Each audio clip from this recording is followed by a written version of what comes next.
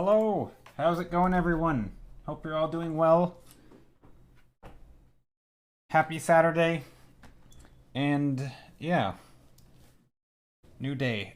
I got some new glasses, and I'm gonna see if they make my eyes hurt. I feel like they. It's funny. I went to the eye doctor. This was like not today, but I went to the eye doctor a couple weeks ago, and they gave me my new prescription, which was definitely a stronger prescription, right? Because my eyes had gotten crappier and I couldn't see as well. So they updated my prescription. But now that I ordered my glasses, um, and I got them, when I switch between the two, I basically can't tell a difference. I think there's a slightly, like ever so slightly different like distortion. You know how like when you first put on glasses, things like there's like ever like maybe it's the distance from your eye or something. Like it's never quite the same, it's just a little different, but like the vision wise, like at a distance and up close is like the same. So I don't know, it's really weird. I can't really tell a difference. What prescription am I? I mean, my eyes suck. I don't know my numbers. Actually, no, I do. I have my numbers right here. My eyes are on the left eye. The OD is minus 5.2 with a small stigmatism, and on the right eye, the OS is a minus 6. I don't know what that means, but that's what I am. Anyway, how is it going, Dango? Rip. I don't know if that's good or bad or even worse than mine. Wow.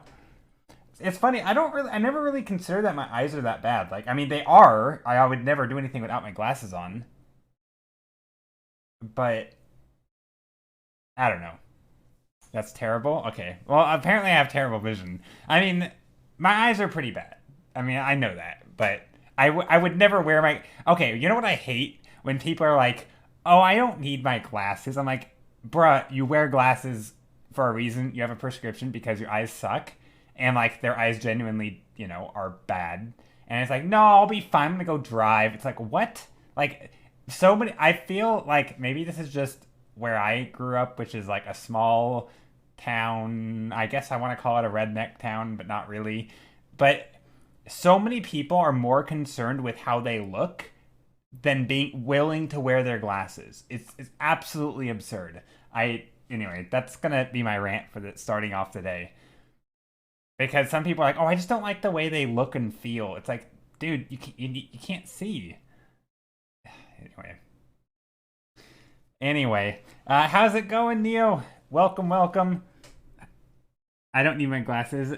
Slams into a glass screen door. Or, I mean, like, they obviously went out of their way to get them, right? It's like, but it's clearly like an excuse in the moment of, oh, I just don't want to wear them, or I don't like the way they look, and so it's not that big of a deal. Anyway, I feel like when it comes to vision and hearing and basically any of your senses, I feel like you should probably, have them. You should have your senses as opposed to not having them, if you can help it. I mean, obviously, people navigate the world blind and deaf, and all those things. But anyway, yeah, it's going well. Hope you're doing well too. Yeah, I'm doing well. I'm wearing my new glasses. I got them in the mail today, and they work. I can see, so that's good. Still getting used to them though. They're a little smaller. I used to have big glasses, like a little wider, and I think they looked funny on me. I mean, I was used to it because that's how when you wear something long enough, you just get used to your look. But I think they look kind of funny, and now they're much smaller. They're thinner, and I think they're the right thinness for my head. But I hope I didn't go too small. Anyway, yeah. Do you not miss the wider frame? I mean, the wider frame isn't bad. I don't know. I mean, they were a little too wide. I think my head's a little narrow, and they were a little too wide, and they were also bigger. Like the frame itself was like heftier. Like they had like the side things were slightly larger. Big glasses look small on your head? Dang. Do you have a super big head? Is that rude to ask? I don't know. How's it going, Skittle? But yeah. Anyway, that's what I've been up to, is getting used to my glasses, and I just woke up from a nap. That too.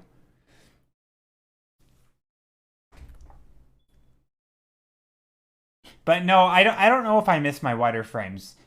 They were heavier, so I think I'm gonna be happier with these. I mean, I still have them, and like I said, they almost feel the same, like in the sense of like vision wise. So we'll see. But I haven't done like an actual painting session. This is the whole point of me bringing this up. I haven't done a whole painting session with these new glasses, and I don't know if it's gonna be good for stream because one, the lenses are a little smaller, um, which means I don't quite have the same peripheral vision, I think. Maybe I don't know. It's hard to tell.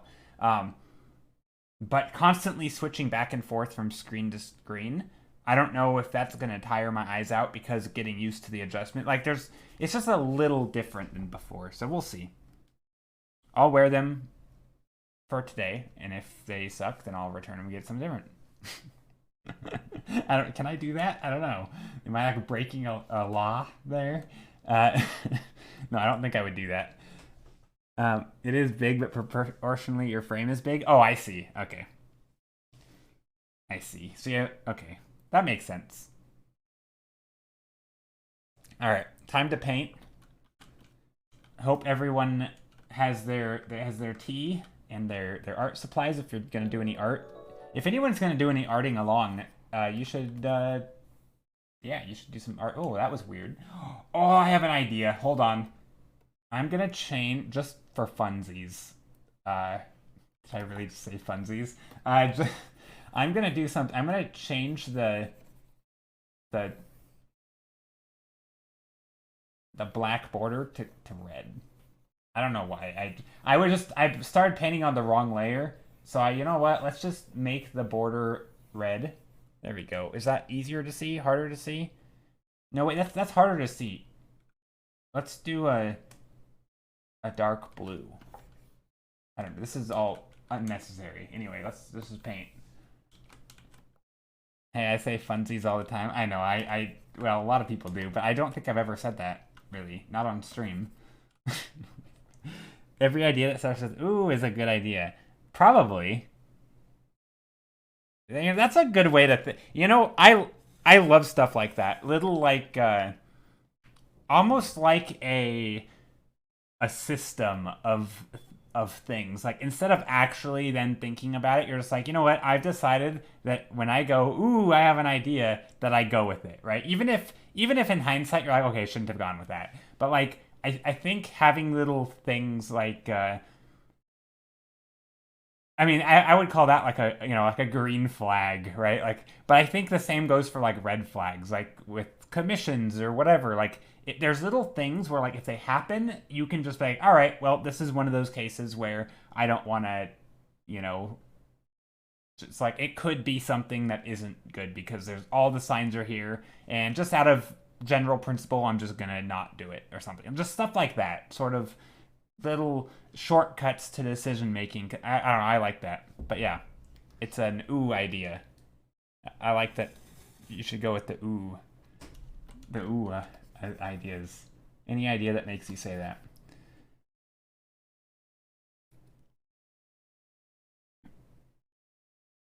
Oh, hey, oh, yes. Hello, Basilisk. Did I say hello? I don't know. But everybody has red names today. Groven Under Basilisk, It Rains Honey, and not everybody else. Just those people. But yeah, how are you, Basilisk? Hope you're doing well. All right. So today, I don't have a plan, but my plan is to be in the art making mood and make nice. Actually, no. Back up. My plan is not to make nice art. My plan is to make art and have fun doing it. There we go. Obviously, I want to make nice art too, but that's kind of an after thing. I feel like it's kind of like in like psychology, like people whose main goals in life is happiness tend to be less happy than people who focus on other things. That's how art is to me. If you focus on the end goal of making nice art, it's going to be suckier than if you focus on just having, well, not like, you can still focus on making nice art, but it has to be in the journey, right? From moment to moment, it has to be good choices as opposed to the end goal being good. I think if you focus on the end goal, you're only setting yourself up for disappointment. Whereas if you just put the care and the effort in every step of the way, then you're just in the moment and having fun, but also the end goal ends up being better anyway, because that's a good process leads to good end. So, I don't know. Is that I feel like that's wise, but I don't know. I feel like but I never know how to explain that because it sounds so paradoxical. I think the point never comes across when I say it, which is to don't focus on, like, the goal shouldn't be of making nice art because then you're not willing to mess it up and try silly stuff. But at the same time, you obviously want to make good stuff. So, like, you can still focus all of your effort to do everything correct without requiring the end to be nice. I don't know. I feel like it sounds paradoxical, but I think there's something to it. Anyway, hope everyone's doing well. Last year, I put a lot of effort into being present in the process, and I think that's why I've been enjoying art so much. Oh, that's really good to hear. I think I might like it more now than when I first started. Oh, I definitely like it more now than when I first started. I 100%. So, funny thing, when I first started, so not for these reasons, right? I actually just, I always liked art, but what I liked about first discovering art was that, oh my gosh, I can learn it, right? So it was like I kind of sort of liked art, right? It was like a 4 or 5 out of 10. Like, I liked it more than someone who doesn't like art. That's what I always say about a lot of things. But, like, I'm a better chess player than people who don't play chess. But stuff like that, right? But I think I liked art more than a lot of people, but I didn't really like it. Not like I didn't love just doing it. I didn't do it for fun in my spare time, right? At the time I wasn't doing any art, right? And that was by choice, obviously. I just had kind of stopped doing it. So it wasn't like a love of mine, but I will say I did eventually fall in love with, like, the learning of art. Like, oh wow, you can learn perspective, you can learn light, you can learn anatomy of plants and animals and humans, and you can draw in perspective, and you can kind of piece these things all together, and then you can compose an image with your, composition and values and lines that lead the eye, and lost and found objects, and overlap and all this stuff. Like, I loved learning all that, and I still like it all. But I think at some point it's still fascinating to me. But I think now that I have sort of some foundational skills of, drawing basic things in perspective, I can block in shapes and quickly get a sense of depth.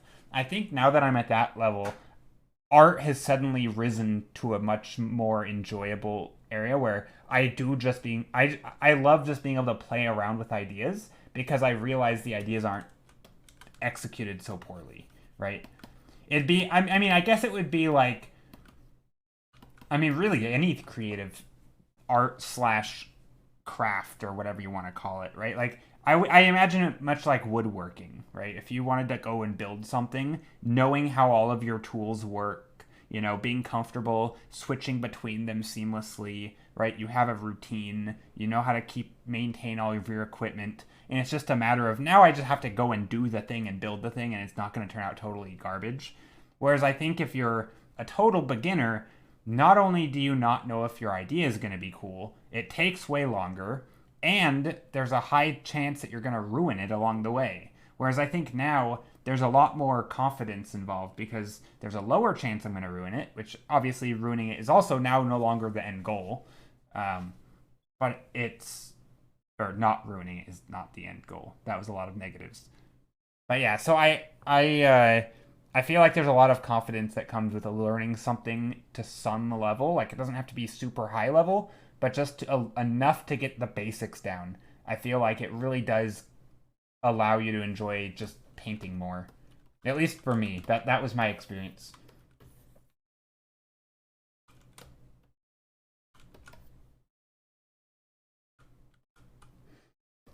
I'm having more fun and breaking out of your comfort zone a lot now that I found art communities online. Oh, that's really cool. I'm happy to hear that. I think, I mean, I think, well, I was gonna say maybe it's the same for me. I don't know. I mean, I know one thing that I am really, really bad. I mean, humans are really bad. I think this is backed by lots of science. We're really bad at coming up with like our justifications for things and like why we did a thing we did or what we were thinking in the moment. You know, I think we're just really bad at that, and we don't always know sort of like thinking back, like, why did you do what you did 10 years ago? And you're like, I don't know. Like, it's easy to invent a story that sounds reasonable, I think, but I don't think we typically are very good at that. Um, so I don't actually know if that's true for me. Like, if communities made it more fun, I definitely feel like the timelines lined up with me being in art communities and me having more fun with art. But I don't know. I suspect it's probably true, but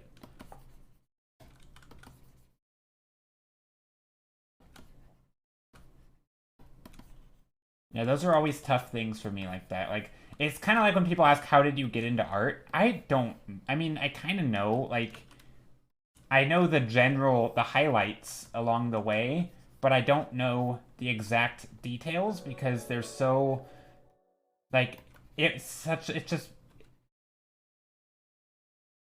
it could be like every part of my life slowly accumulated to make me enjoy painting environments more than right. I mean, it's like it could be that my dad took me to the mountains all the time as a kid, right? And we like to hike around.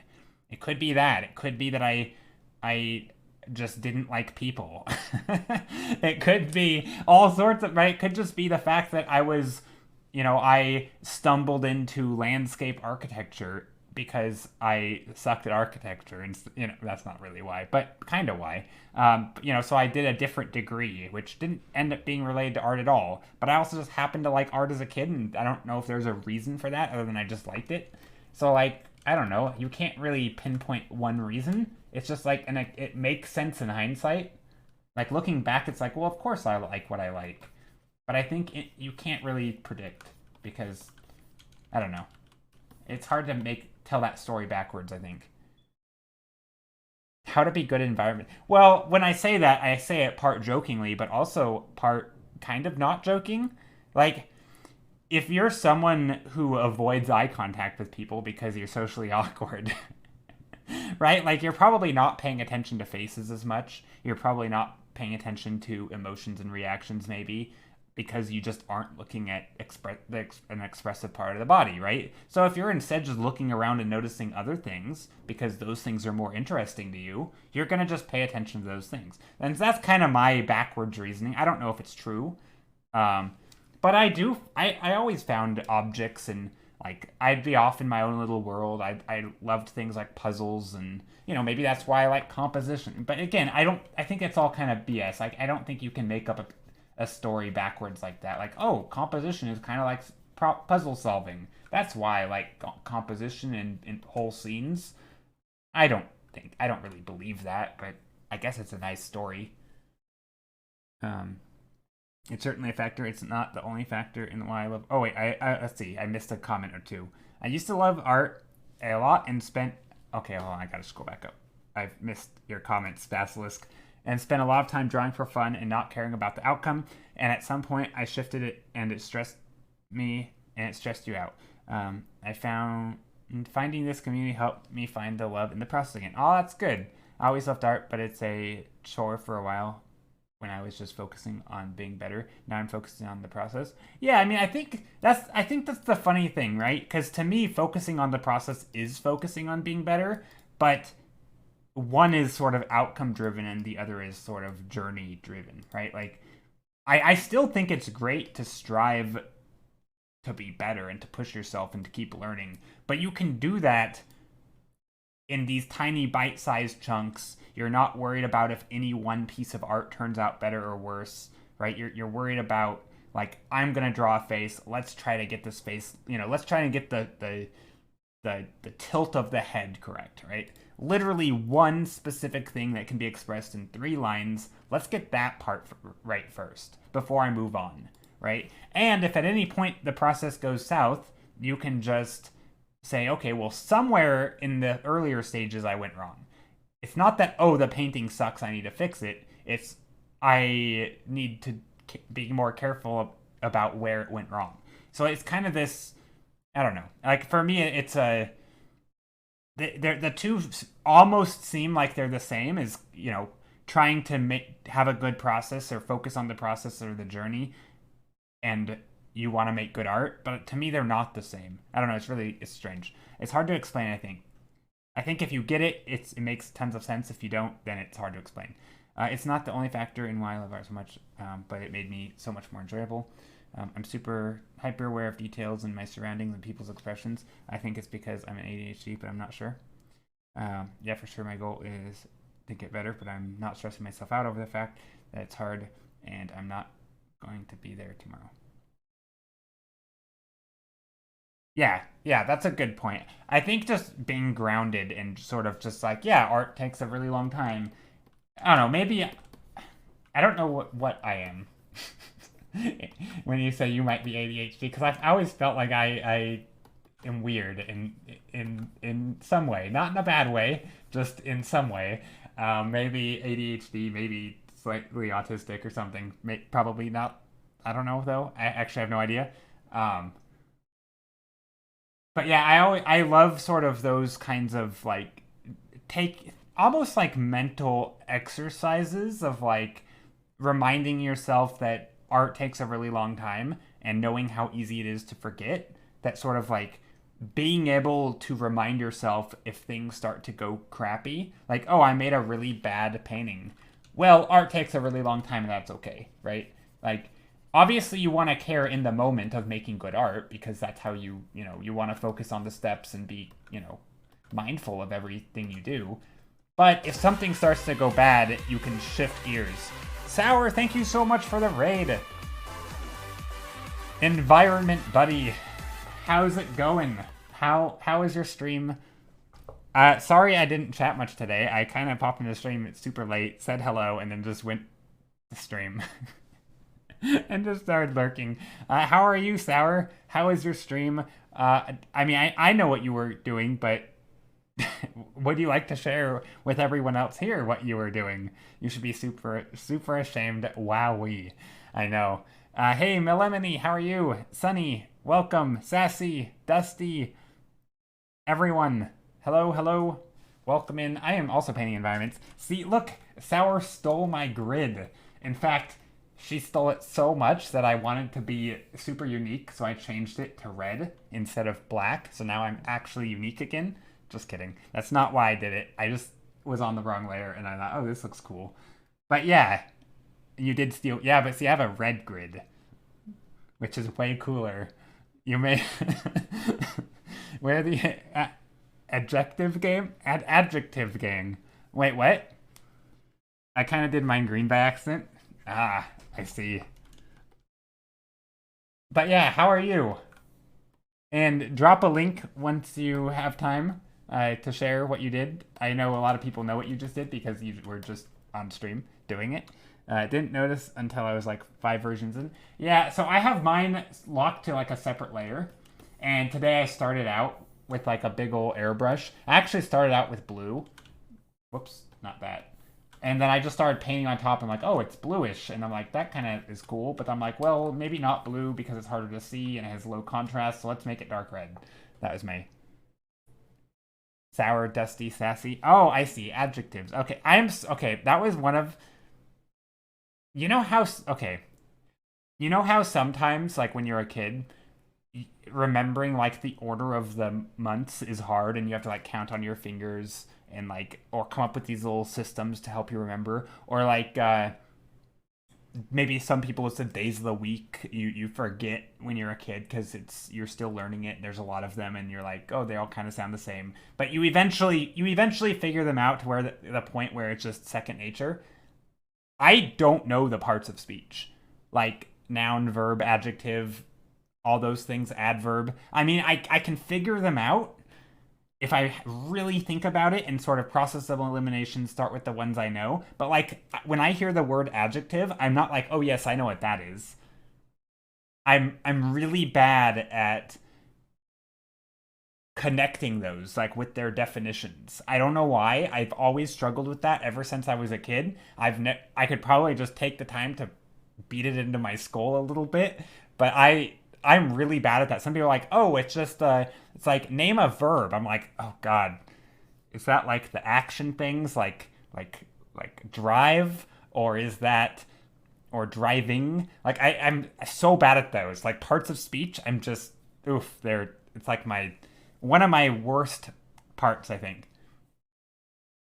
Anyway, the action things.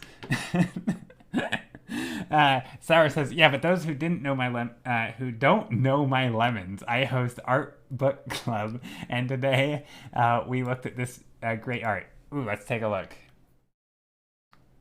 Log in with Google. All right, I'm logging into Notion. Why is it wanting me to log in? I'm signing in. Are you gonna steal my account? Wait, no. Now it wants me to create a team workspace. Sour, what did you link me?"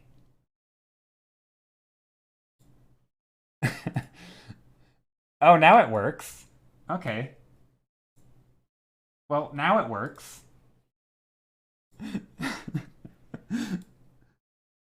No, it works now. It works now. Use this, scroll down, second tab. Let's take a look. I don't know. I think this is what I'm supposed to be looking at, right? Okay. So these are everyone who participated. We're gonna look at sours. So I'm not gonna do an entire art book club share, but you know who you are. Ambry, Ambry Arts, and Yvonne. I'm bad at names. This person, and all these people. There's a lot of people in there. Sour right here. This is Sours.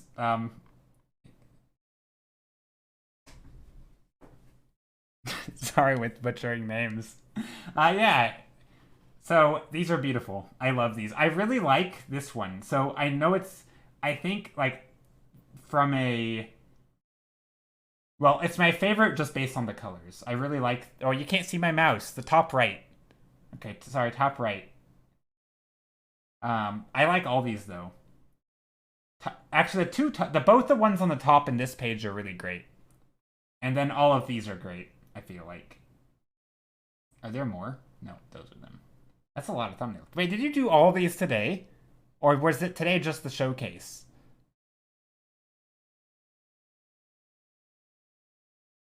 Just sneakily sneaking in the people? Oh, I see. Yeah. You're like, look at my awesome community and all the amazing stuff they did. Yeah. No, over 2 weeks? Okay. I think I did a total of 6 on stream. Okay. Nice. Yeah, no, these are great. I like them. I really like... This one's so cool. The top left. Oh, wait. Hold on. Top left now. Top left now is amazing. Look at all those little colors and stuff. And, like, I wish can I zoom in? Oh, I can. Oh my god, look at this. So this one, you can't see it, but it's there. It's on the top left. All the reds and the blues and the shadow are amazing. I am inspired. I'm gonna do that today, where I take the shadow colors and I just put these bright reds and blues in there. This is an Instagram from Sour. Ooh, we gotta see a time lapse. Look at this. Oh, it's of this one. I love it. This is the one. This is the one that, yeah. These are the Insta equivalent. Ah, oh, so good. Look at this.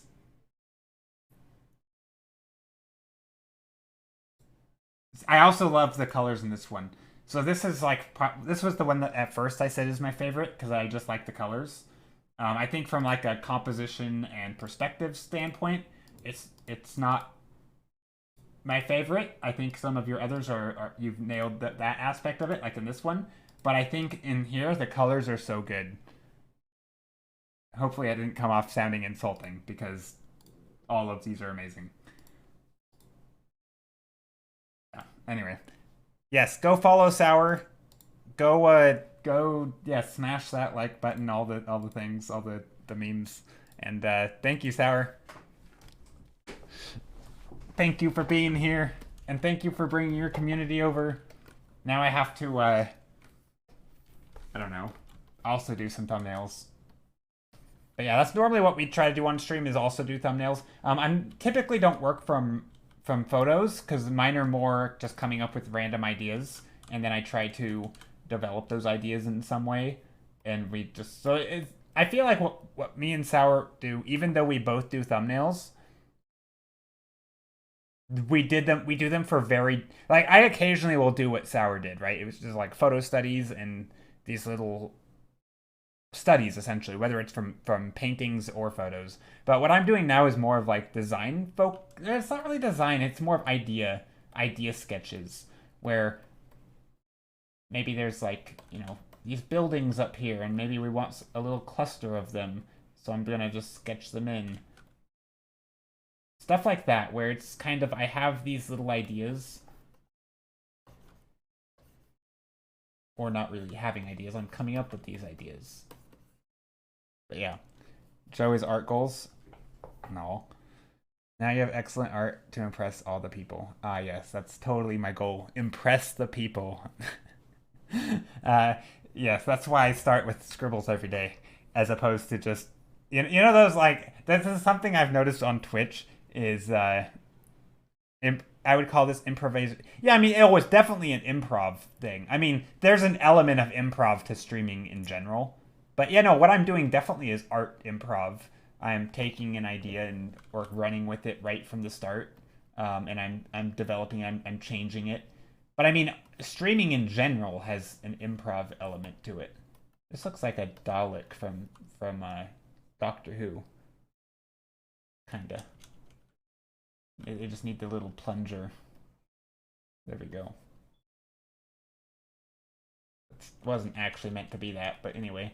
Yeah, no, this is definitely an improv art, but it's improv in the sense of you're coming up with ideas. Yeah, exactly. Improv is coming up with ideas on the fly, and hopefully the better you get at it, the less crappy your ideas are. And I say less crappy not as an insulting way, but like, these are never gonna be as refined as if I take an idea and do 20 versions of that one idea, right? Because I'm doing one idea for one painting. Okay, also, why am I painting with no good colors? Let's add in some yellow greens. Some nice lighting coming through here. Trying to blend into the blue in the back. To be fair, mine are specifically studies. I'm trying to level up to your imaginative stuff down the line. Yeah, I mean, I think that's the thing, right? Like, I actually need to do a lot more. I mean, sorry, I'm not sure why I'm saying I don't think. I need to do more studies in the future, kind of like what you're doing, because there are things that I kind of stick to that I know that I could probably be have more interesting versions of. But yeah, a lot of what I'm just practicing is just idea exploration. It has nothing to do with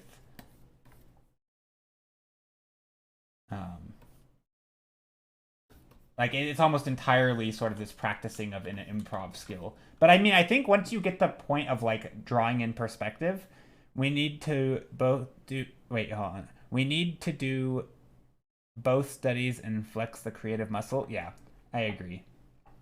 You can always join art book club, Joe. That's true. Next book will be figure drawing, which I know you ignore, Joe. I do. Well, I don't totally ignore it. I actually like doing figure drawing, but I prefer to do it where no one ever sees.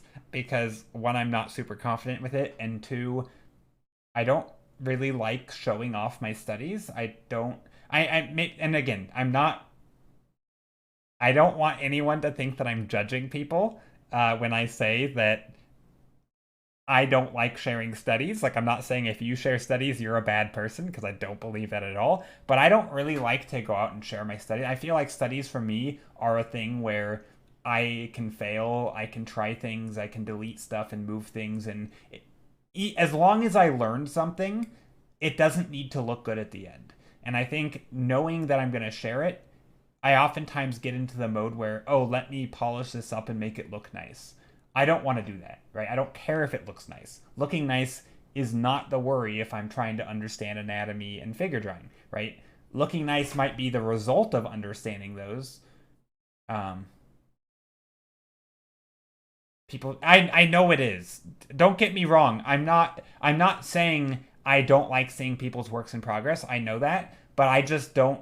I feel like it knowing so oh gosh, how do I explain this? So knowing that I'm going to share something is very different than sharing it after the fact. Like, I think I'll share this, right? I'm kind of okay with the second one, right? I'm okay with saying I'm going to share this.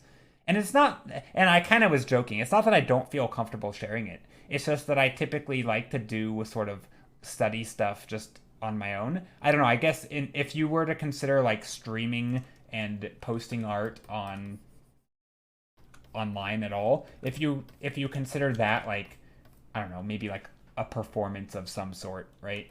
I feel like the study aspect, I don't know, I do enough art online that I don't feel like I feel like I like to keep those things offline.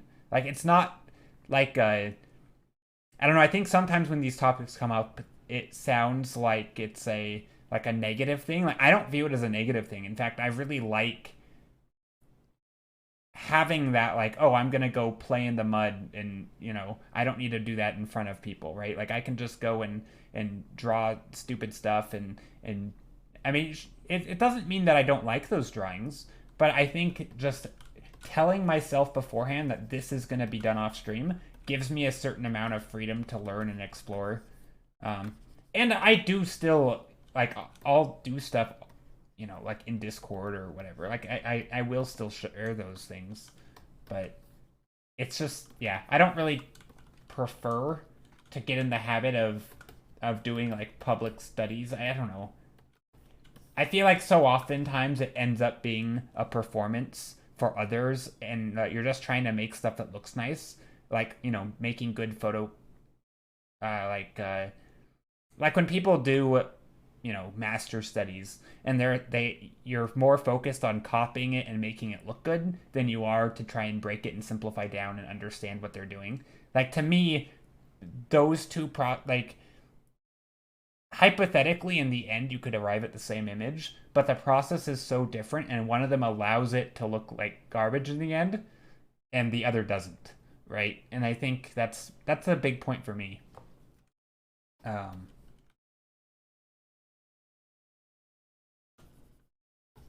So yeah, I don't know. I might join though. We'll see.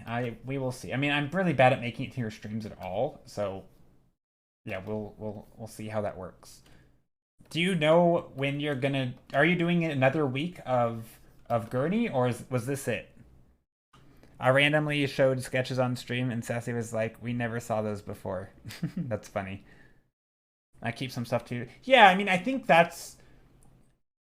maybe that's the difference between. So I've mentioned this before. I will occasionally browse that super toxic subreddit, the artist lounge, and I feel like the difference between me and a lot of people on there is that a lot of people feel like they have to share everything they do, and when something doesn't turn out bad, it stresses them out. For me, I just don't care. Like, if something I mean, sometimes I do. Like, if something turns out really bad on stream, sometimes that's a little annoying, I'll admit. But I still, there's a certain level of badness that I'm pretty okay with. But for the most part, if something turns out bad, I really don't care. Because I don't feel compared to share it. I don't feel compared to post it. I have enough, I stream 3 days a week. I'm more than happy showing stuff on stream. so I don't know. Like it doesn't get me down in any meaningful way. In fact, quite the opposite. It's almost like an empowering thing, I think, to know that if I want to learn something, I have the freedom and the space and the time and or whatever to just go play around and have fun and do art, and I can focus on learning. I can focus on demoing of my process or whatever you want to call it. Like I can shift focus really easy. So I don't know. I'm grateful for that. We still have a whole chapter of Gurney left. I think we finish this book in April. Dang. Yeah, Gurney. That's a big book. Okay. Anyway, new painting. I don't know what I'm doing in this drawing. I feel like I should keep sketching, but let's try something different. Actually, we're gonna try something similar, but a different vibe. Sketching in some colors. We're gonna do like a little tiny crack of light or of sky. Maybe not. Hold on. What do I want? I don't know what I want. Whoa, I don't know why I grabbed. Oh no. Oh, whatever. Happy accident. Grabbing the border color.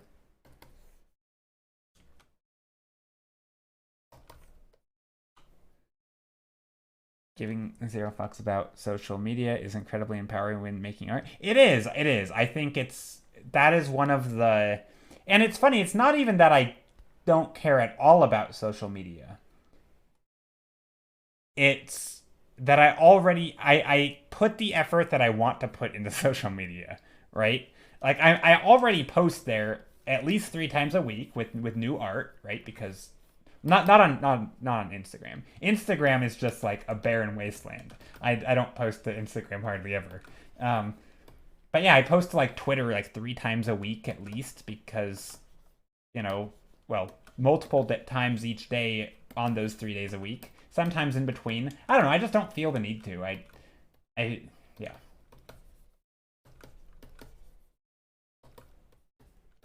Like I still kind of enjoy using social media. So I will post, but yeah, it's not a primary goal.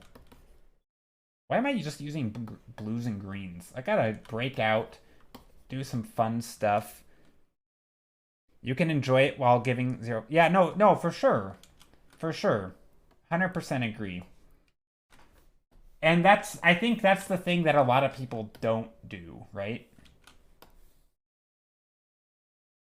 Is that there's this sort of like I have to do it. I don't know. Like I guess I don't let things that I can't control. I mean, technically I can control. So, but I don't let things that I can't control stress me out. Typically, I try not to.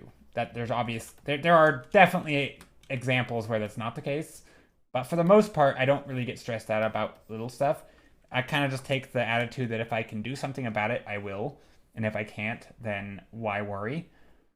And I think with social media, it's a little bit of both. There's enough out of my control that I'm just not going to worry about it, but there's enough in my control that I'm still just going to do the effort or some of it. Yeah, it is easy to get in your head, but I never really got that. I guess I don't know. I feel like I'm pretty impervious from sort of the social. I mean, I don't think I really am. I think there's enough science out there that says you can be affected even if you think you aren't.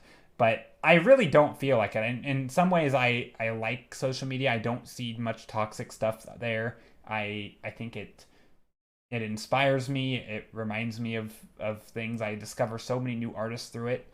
I don't know. I just, yeah, I don't really feel like I get the negative side of it. But I know it can be really negative for lots of people. Anyway, I'm painting really slow today. I gotta step it up. Gotta get good. No, just kidding. Let's see.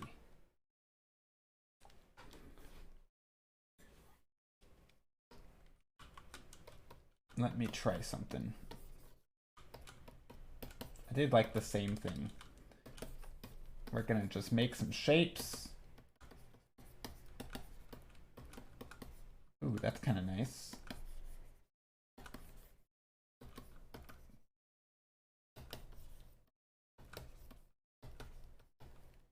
Maybe some We'll get the darkness in here. I don't know what this is, but we'll figure it out. I don't know why this is so dark.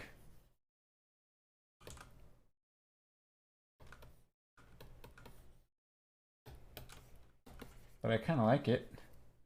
So, social media is getting ahead. I understand that. I just got too old and have other things that are way worse. So who cares? Yeah, that's kind of how I feel about it. It's not even that though. Like, I like maybe okay. Actually, I think I know what it is. I come back to Joe saying I've got to step it up. I got to get good, and I immediately opened my Photoshop because I felt it. Dang. I don't want to guilt trip anyone into painting. Um, so I think I know what it is. I really enjoy sort of thinking about the psychology of those things. And like I read a lot of random books about sort of like habits and various things that'll yeah, motivation and various things, right? Just I feel like I that's a topic I enjoy enough about, like shifting mindsets and various things that I feel like because so much of it relates to social media, and I'm constantly thinking about it, I feel like I'm not allowing myself to sort of get sucked into the BS, It's like I'm sort of I'm sort of like one step removed a little bit because I'm thinking about how I interact with it and how other people interact with it. Like I think about that a lot. So I kind of don't really feel that. I don't feel like, oh, I'm just getting taken on this ride of the crazy algorithms that are pulling me under. Like I don't really feel that sort of the negative part of it. Like to me it's pretty much all upside. I don't know. You can guilt trip me, Joe. Give me motivation. Yeah, get your butt doing art. You. How dare you not do art? No, that reminds me a bit of what's his name? Um uh, uh the guy on you one of the guys oh crap, what is his name? Ethan Becker. How he's like he'll say stuff in just like his sarcastic tone, kind of like get your butt and do art, and he'll like be a momentary drill sergeant or something, and he'll just like he always comes off kind of goofy like that. Yeah. Okay, this is what am I doing? Let's paint a building. We're gonna paint a tall building, right smack dab in the middle of the page with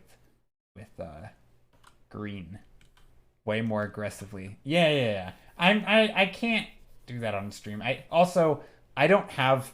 I live in an apartment, and there's people that share walls with me, and I don't yell. I'm not loud. I'm not a loud person. I don't think I could ever. I don't know. Even if I didn't share walls, I would. I don't know. I don't think I would ever yell. I'm not much of a yeller.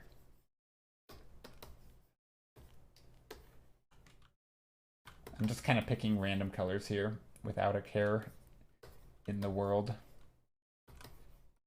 Why am I keep painting these same looking structures? I gotta step it up.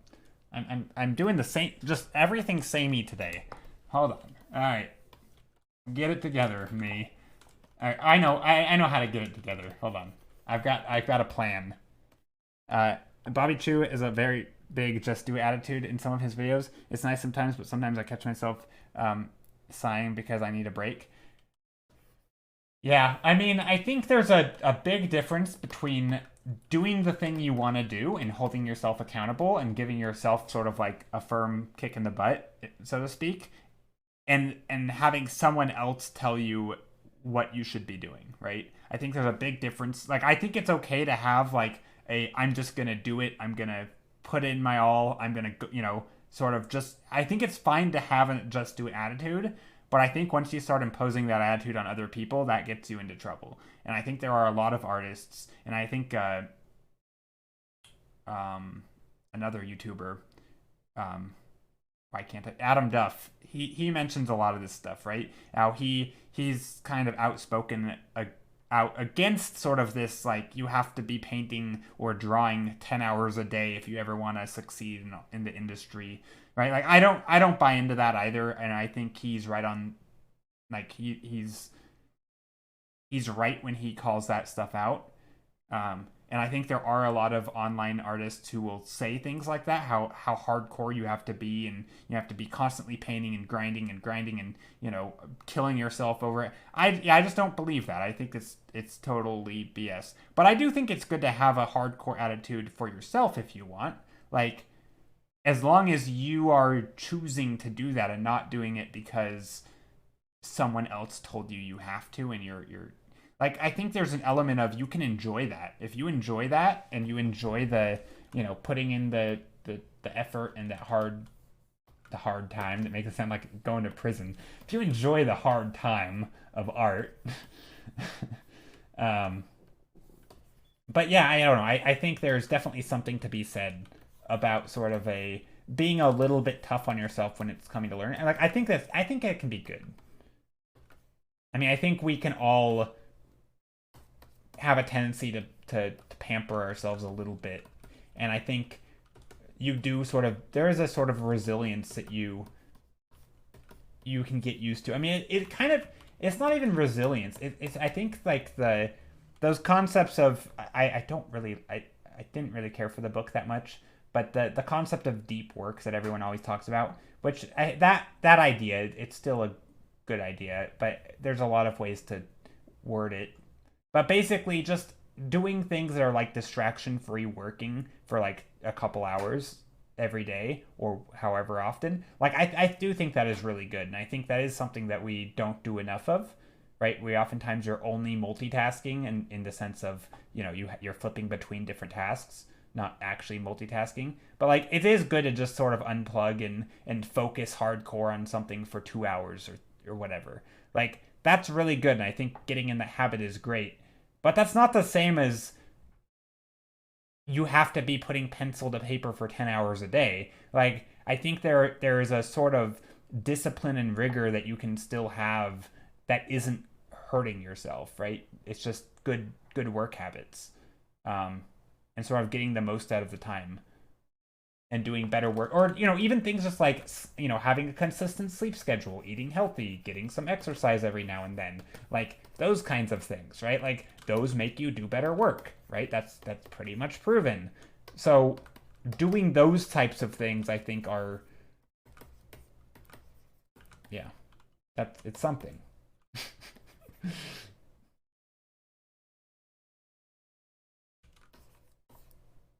Yeah, I think it's more important to be able to get in the zone for a couple of hours for yourself to draw for. Yeah, I mean, in some ways, though, this is like, yeah, no, I agree. I mean, that's basically what I said. Yeah. I mean, there's nothing wrong with doing long sessions every now and then, but I think the idea that you have to do that is just silly.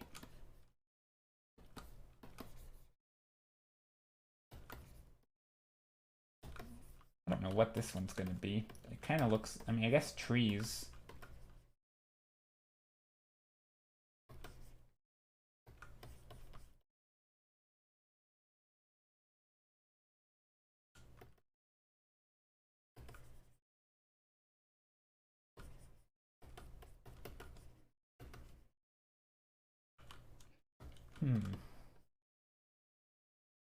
Thank you for the follow of Vettini. How are you, Vettini?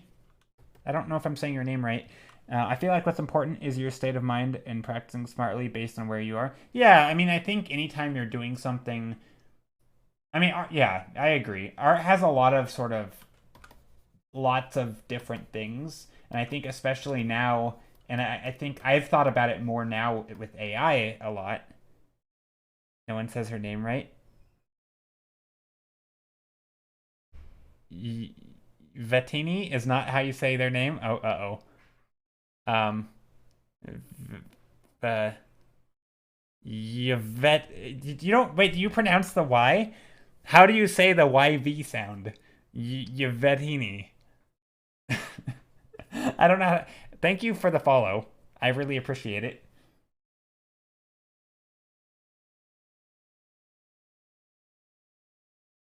You say Tetzin? Tetzin? Wait, what?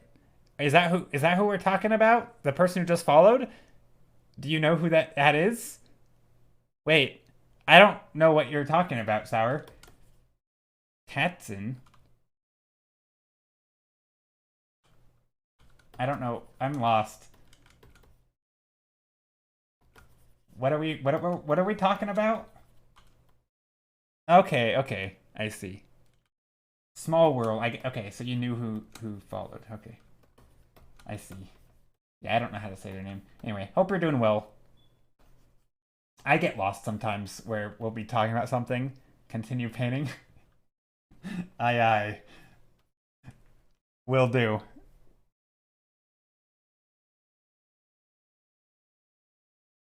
Oh, it could be Eve. That's not bad. Evatini? Maybe. You're welcome to chime in and tell us how bad we are at pronouncing your name, or you can stay silent. That works too. But yeah, hope you're doing well. Oh gosh, I was gonna say something.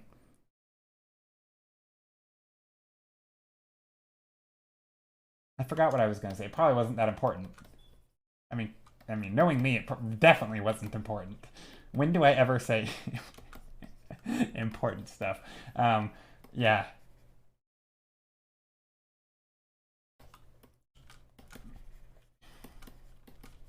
Yeah, my excuse is I'm American. I don't know how to pronounce names. That's my.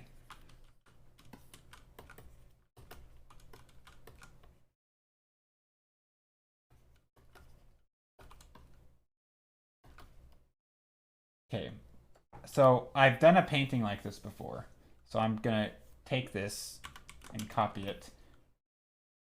Okay, look, it connects. Let's move it over here, and I'm going to edit, tonal correction, hue saturation. Just to shift the hue just a little bit. Let's do greens. My only actual complaint with Bobby Chu is he kind of has a bad understanding of how people can afford schoolism.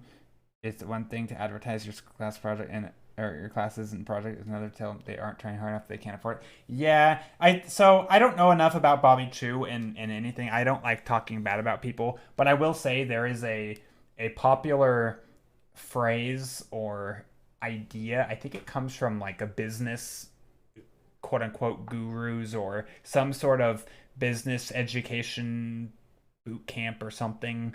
I don't know where it comes from. Probably some business focused book or something. But anyway, the concept of like your 1,000 true fans is really prominent with some artists. And I know some. I'm not going to say them by name, but there's at least two or three of them that I've heard that are pretty big on YouTube, and it's sort of their way of trying to monetize their products. And it kind of is as this this tone of like the true fans are people who give you a lot of money, which isn't quite as that's a little bit dumbed down, and I don't want to straw man it too much, but that's kind of the concept. Is the true fans are the people who are actually paying you, right? And if you have 1,000 people who are actually paying you for your product, then that's enough to earn a living off of. But I hate that idea of like those are the people that matter and everyone else isn't like and everyone who can't afford it isn't a true fan, right? I hate the wording. I hate the sort of the way people think and talk about that subject. It's just it drives me insane because I think it's putting like money above everything else, and it sucks. And I feel like a little bit of that seeps into some prominent art people's like I get it, right? If you're an artist, you want to market your stuff, you want to earn a living, it's important, right? Because you have to survive, and what better way to do it than to do it with the thing that you love. But I think it sounds the way that some people go about it comes off a little scummy. But anyway, I think true fan is deceptive there because it's more about being able to thrive on a small audience instead of. Yeah, no, I agree. Yeah, I wasn't being totally on or generous to my description of that. It is the idea that you can survive on a smaller audience than a big audience. But the but it's more of the way, like, yeah, I don't know, it's the whole framing of it. Like, I agree with the concept, right? I just don't agree. I think the wording is terrible, and I think it people sometimes it's not marketed in a good way, and it sometimes slips into like how people talk about that concept. Yeah, it needs more context. I agree, and I think that yeah, and I think that term "thousand true fans" on its own is a terrible title. Anyway, that was my rant over. Um, hey, paint throwers. Hey, Brett, how are you? Bro, my shape language today is so random. What's going on? Yeah, but anyway, 1,000 loyal repeat customers. Yeah, I mean, 1,000 people who have enough money and who support you enough to give you money, right? Like, I mean, I think maybe it's just because I grew up dirt. Well, did I grow up dirt poor? I am dirt poor. I didn't necessarily grow up. I am poor, right? So to me, it sort of it sucks.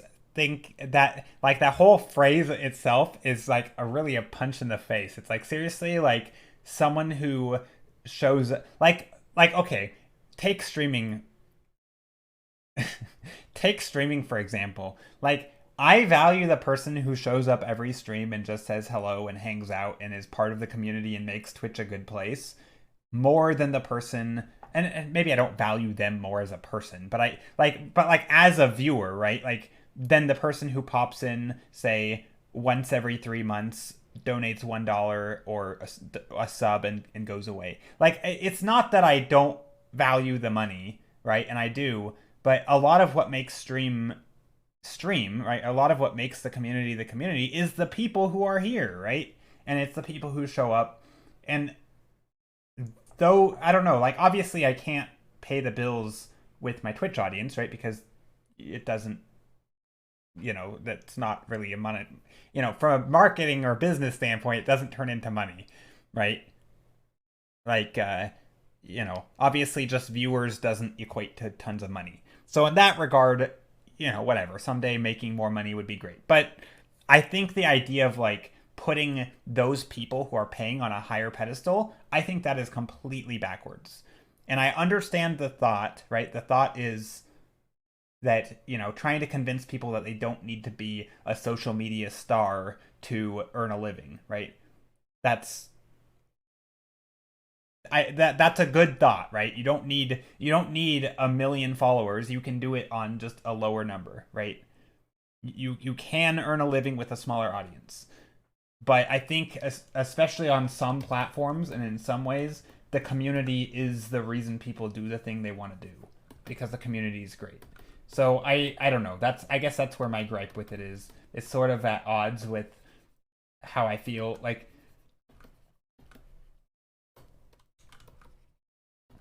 I guess it feels like I don't know what it feels like. Viewership is sneaky powerful. I mean, it's just it makes doing the thing worth it, right?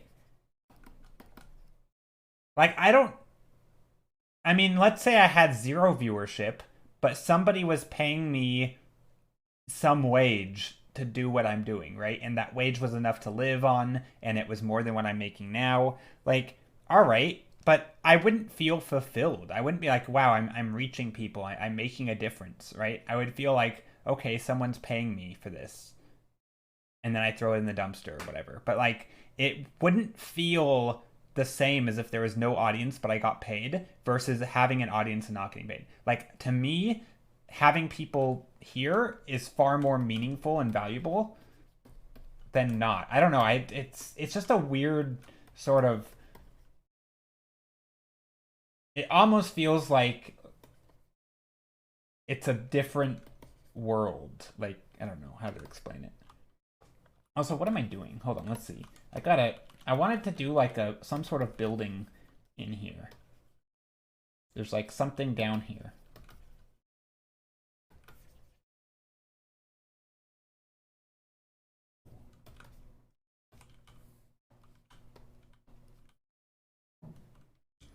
That's why they call it a passion, I guess.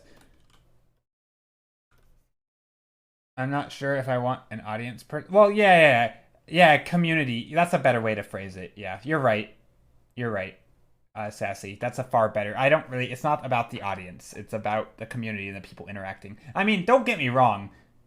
I like the people who are purely an audience on Twitch, right? Because it helps the channel. It does have an impact on the community, right? People being here, it does change the vibe a little bit, even if it's just viewers. But yeah, it is definitely the community aspect, though.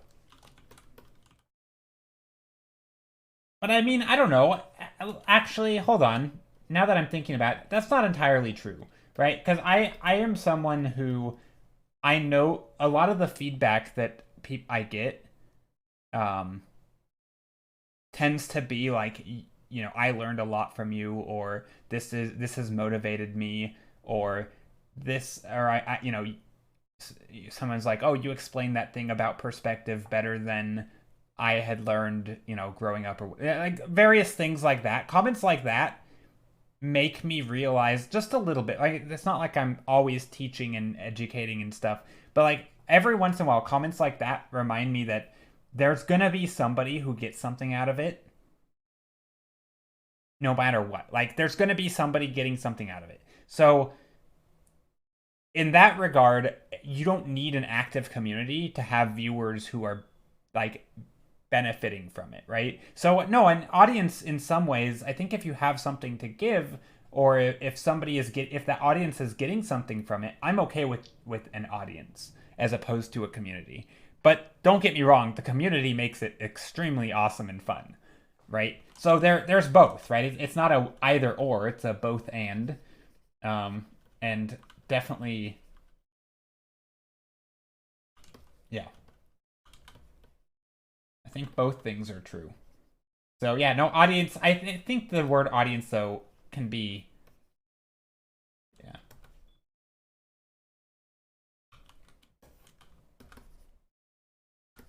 Yeah. Anyway, I like both. I think gatekeeping the enjoyment of ours is a little weird in general. Everyone who comes in here makes a difference for the stream. I agree. I agree. Yeah. I think, and you know what? That is a good way to put it. That's a good way to put it, Basilisk. And to go back very, very briefly to that whole thing that I never liked about the Thousand True Fans, I think that's what it was. It always felt very gatekeepy. Like, these are the people who matter most, right? Because they have the money. Or they, like, I think that's kind of the vibe that it gave off. And not in such concrete terms, but it's sort of this, yeah, it gave that sort of gatekeepy vibe. And so I think you said it really well right there. And that's that's what I don't like about it. Even if that's not what it's supposed to be, right? I'm perfectly okay with, misrepresenting it right there, because that's the vibe and the attitude that I get. Nah, thanks, Brett. Thank you so much. 9 months. Wait, oh no, 9 gift subs. I don't know why I said 9 months. Dang, thank you for money doesn't matter. I didn't say money doesn't matter, eat the rich. I mean, money definitely matters, right? But thank you very much. I appreciate it. GZ subs, yeah. Eat the rich. How did that thing even start? Was that the mentality? Like, the money doesn't matter, eat the rich? Like, if the rich people are saying you don't get money, then we'll just eat them because we clearly need money for food? Is that the idea? I never really understood that because I never really thought very hard about it.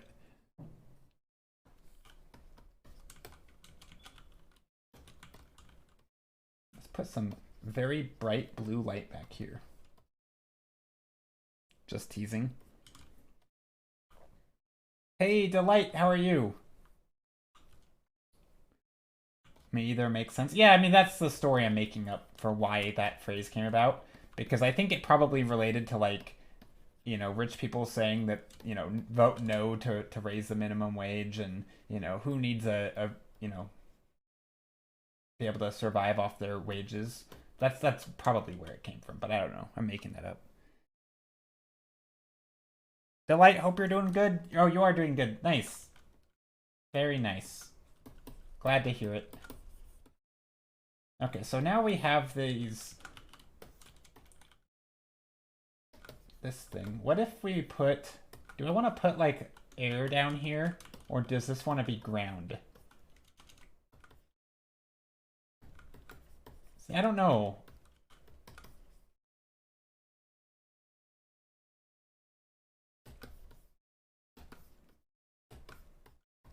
I don't know.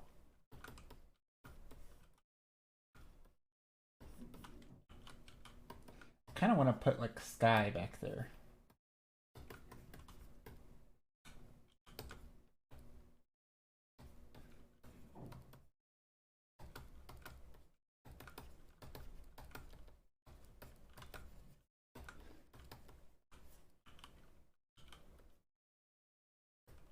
Something like that, maybe? Maybe some sky back here. I don't know. That's interesting, to say the least. Interesting. It might be a version of Let Them Eat Cake from the French Revolution. Ah, I see.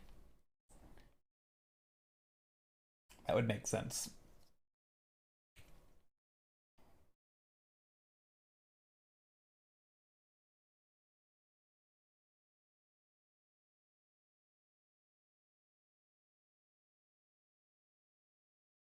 Oh wait, QTR, you said I have the same viewpoint. I think it separates those who stream for money and those who want community. Wait, I think I missed something there.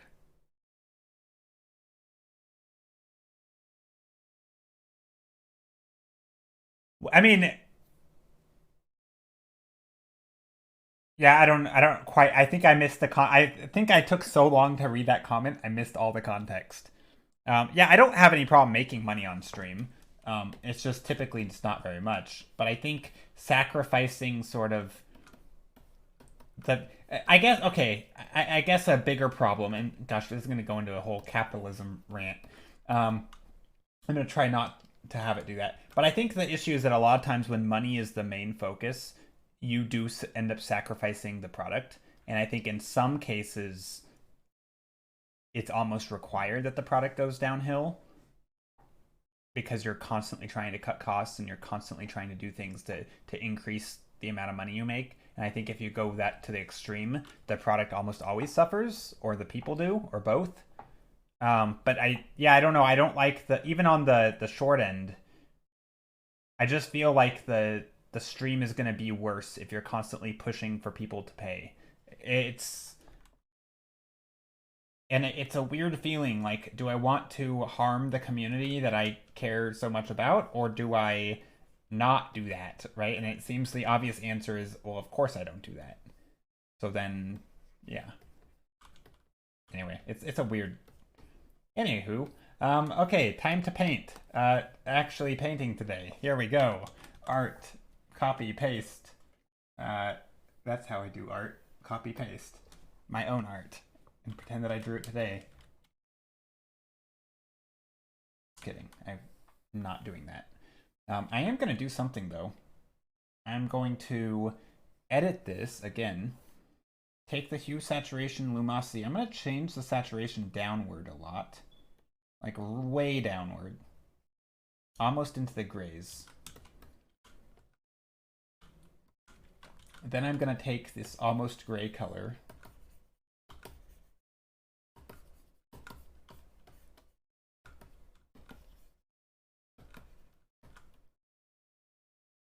My brain is motivated and inspired, but my eyes are tired.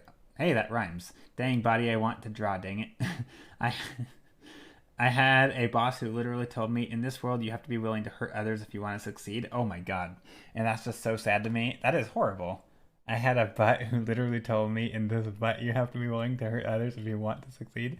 And that's just so butt to me. Dang. Westbot was right on point.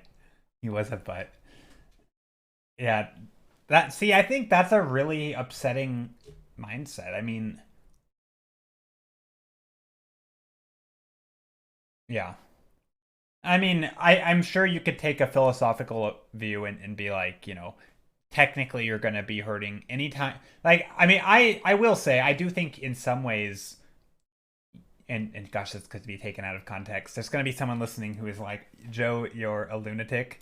Um, but I think you should put yourself first, right? In most cases, at least a little bit. Like, I'm not saying like, okay, if here is like the level of how much you're caring about stuff, I'm not saying you're up here and they're down here. I'm saying like you're right here and they're right here, right? So when push comes to shove, you need to look out for yourself, right? There is an element of like you can be caring about other people, but if you're putting yourself in harm, or if you're sacrificing your future goals, like I think your well-being comes first.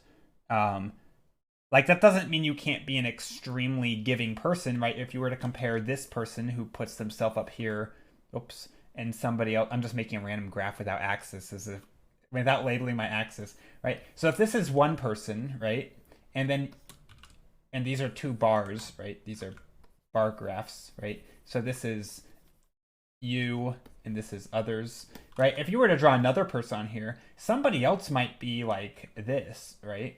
Where they put themselves really, really low and others are way above them. Like that's still though in this other person who, they're putting, like, it's not a zero sum game, right? Like you could still put others very highly. You can just also put yourself very highly. Like I think you can just have respect for people all around, right? Including yourself. Like you are a person. If you respect others, you can also respect yourself. And I feel like that's a pretty healthy way to live your life. Like I'm not saying go be a total greedy asshole. Like that would be bad, because then you're not putting other people high at all, right? So anyway, that's what I'm saying is you gotta value yourself. And yeah, what am I going on about? But yeah, I definitely don't like the idea that you have to hurt other people to get ahead. That's not true. I mean, I'll use Twitch as a counter example to that. If you want to be a successful art streamer, there's two ways to grow, right? It's to, right, if the pie has 20,000, or say 14,000 Twitch viewers, right? And this is the pie there, and you have your little slice. There's two ways to grow, right? You can increase your slice, which technically means you're taking from other people, right? Because everyone is included in this number.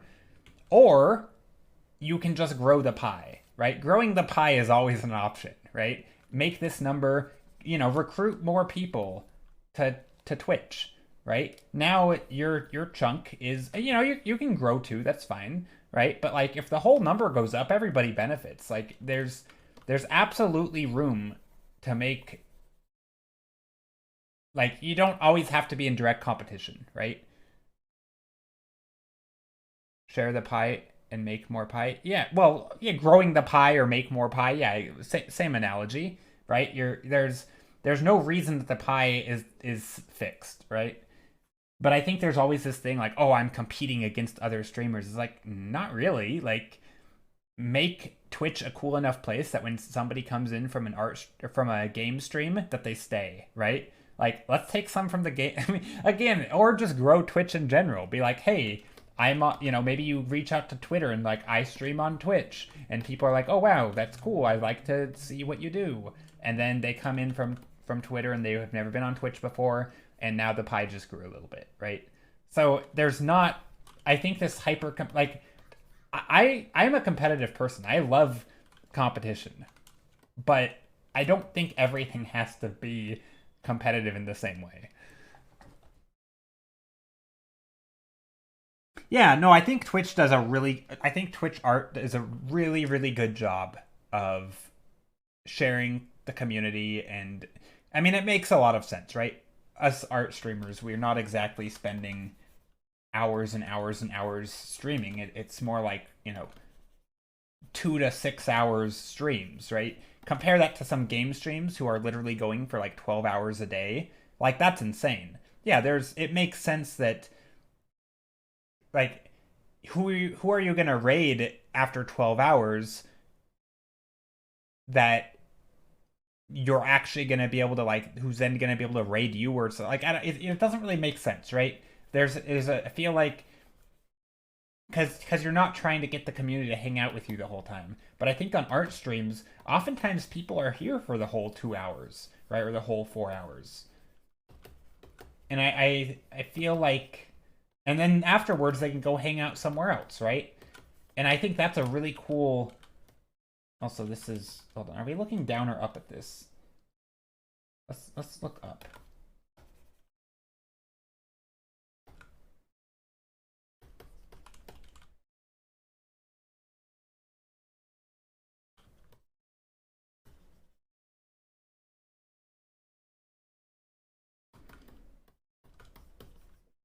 So yeah, definitely I don't like the super, especially in art. I mean, if again, I think some businesses people have this hyper competitive view of, but like in art, everybody's product is so different that there isn't really much to compare, right? Everyone is almost a niche of their own automatically because your ideas are kind of part of it. Like it's not just your style, right? If it were just your style, then yeah, it could be very, very competitive.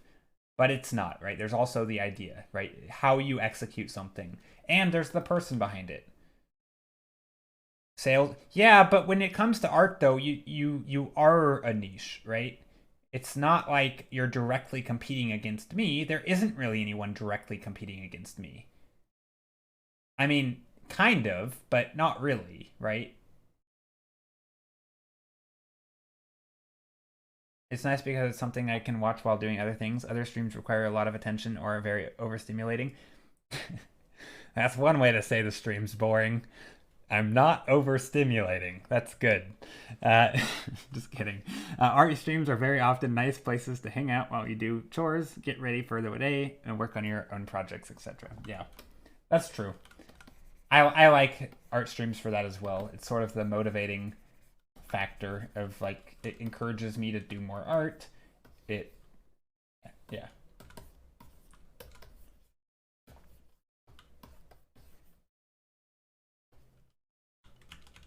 This is a weird painting, but it's kind of cool. There's some stuff about it I like. I'm trying to focus on composition right now, so like I don't want this to lead our eyes straight to the edge. It's not. No, I was joking. I was joking. I didn't take it that way at all. And let me clarify. I pay attention. I can also do other things and bounce my attention back and forth. Yeah. No, I completely understand. That's also how I use art streams. And yeah, definitely I did not take offense. I understood what you had said. I was just joking.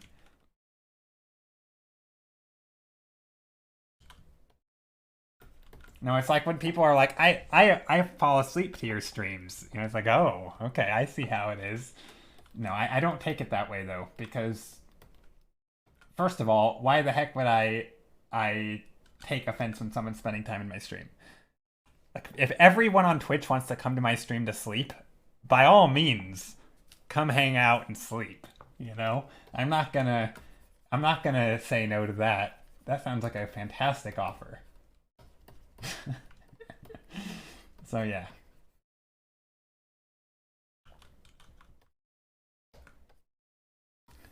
Stillers. So isn't there a category on Twitch? Hold on, I gotta check. I think I dozed off for a second there. Nice tango. Isn't there a category on Twitch that is like sleeping? I think there's an actual sleeping category. Categories. Hold on. How do I browse categories? Search sleep.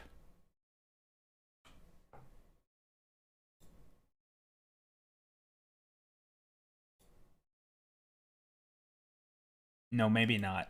Maybe that's a game.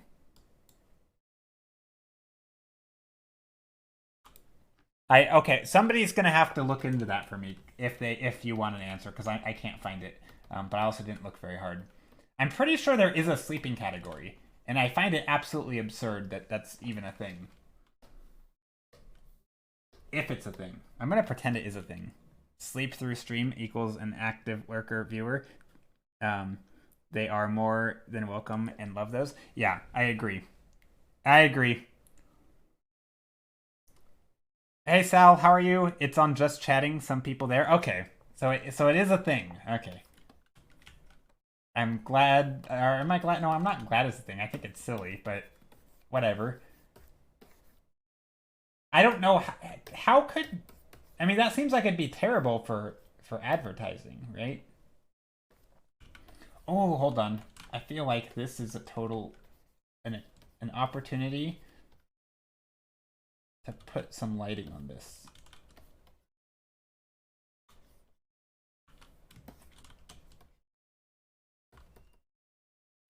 Okay, so light's coming from this direction. We've done some stuff like this before, but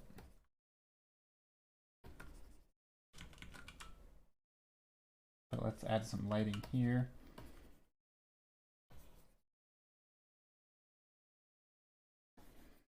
Hi, Joe. Happy Saturday, and hi, chat. Hope you're all having a lovely weekend. Yes, I hope everyone is having a lovely weekend. Also, Oshtar, I hope you are doing well. Thank you for being here.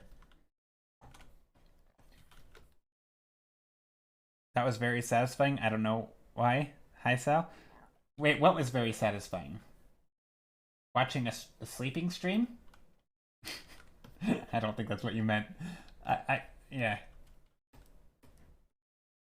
Okay, I'm going to now take a overlay, and I'm going to take a dark blue, or some dark color. It could be blue. In this case, it's blue. Oh, when I put the light on. Okay, I see. Yeah.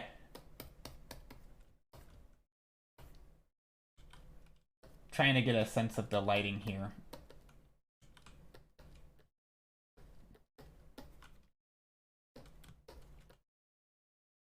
I don't know how it's gonna work.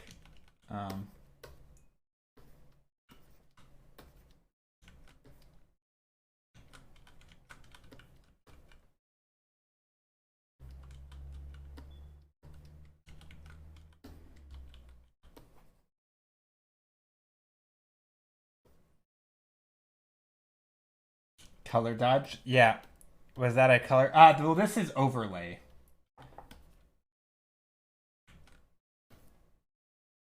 Yeah, this is overlay. But the first one was color dodge. The first, so yeah, you got it. You got it right. First one was color dodge. Second one was overlay. So if it's darkening the canvas, it's never color dodge. If it's light only brightening, then it's probably color dodge or some other similar thing.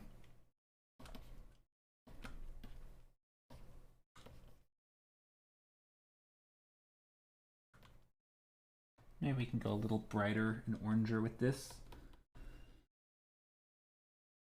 And I guess that's actually a thing we can probably paint in later. Okay, let's add in some of this bright orange light elsewhere.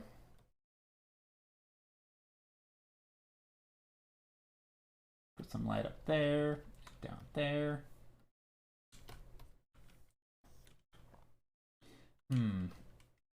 So something about this painting I'm liking, but there's also some stuff that I don't like. And I think those things are, honestly, it is a composition issue. I think it's a flow. So we have, I feel like I don't really understand what's going on in this shape or in this place. Like, why is it the shape that it is? What is it? Is there a path that's being led to it? Where's the sun coming from? And it doesn't really seem to have anything interesting to sort of fall on. So I wonder if I can't fix some of those. So that's what I'm going to try. So I'm just going to merge all of my layers. Ooh, okay, thank you for reminding me to sit up straight. Thank you, Delight. Okay, let me take a drink of my tea.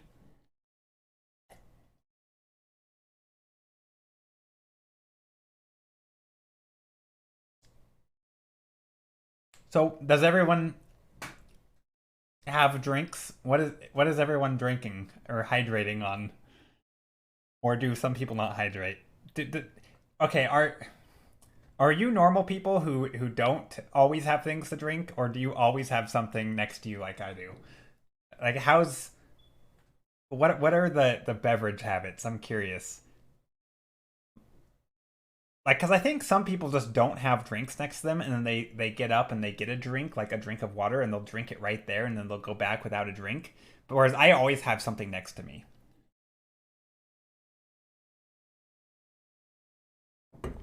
I saw a unpopular opinion subreddit post, basically just saying I think drink culture is stupid, and it was and I had never heard anyone call it drink culture, but basically they were referring to just people always having like a coffee in hand or some drink, and I just thought it kind of gave me a chuckle, like, oh, that apparently is a word people somebody used, even if just once.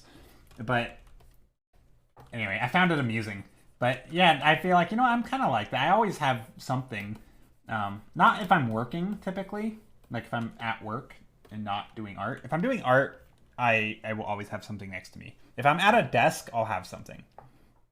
Sometimes it's coffee, sometimes it's water, sometimes I have copycat Starbucks refresher, and have that. Nice. Time to refill my water and make tea. I got too absorbed and forgot. Ah, no worries. Okay. So what I'm gonna do is I merged everything. I'm gonna paste it again. Oops, that's not pasting it. What happened there? There we go. And now I'm going to cut this. I kind of like the perspective of that. No, actually, no, I don't. Well,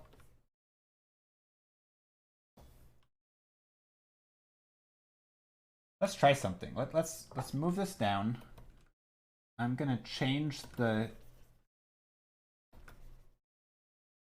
pattern here. I'm gonna make our eye line up here.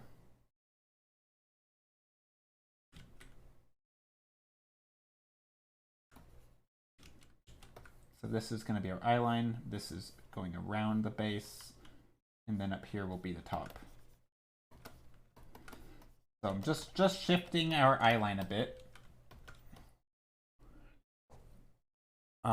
You bought a Starbucks drink once, and it was dangerously good. So I bought coconut water and a variety of juices so I could make my own and not waste all my money. Dang, yeah, Starbucks is expensive. It's like $4 or something or more for just like a random beverage, which is full of sugar and delicious. But it's like, dang, I can't afford that. I would seriously not have a home if I bought a Starbucks every day. Probably, I genuinely couldn't afford that. Um, yeah, that would be bad. Should have thought of that before I blew my early adult paychecks. Oh, did you do it? Yeah, I mean, I guess that could just be money management. But I feel like, yeah, that's true. I mean, I think those little things people don't realize how much they add up, right?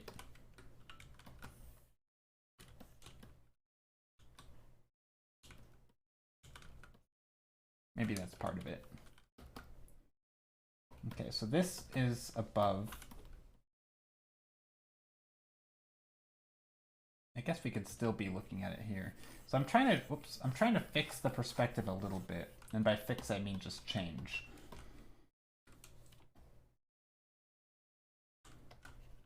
And see how this looks.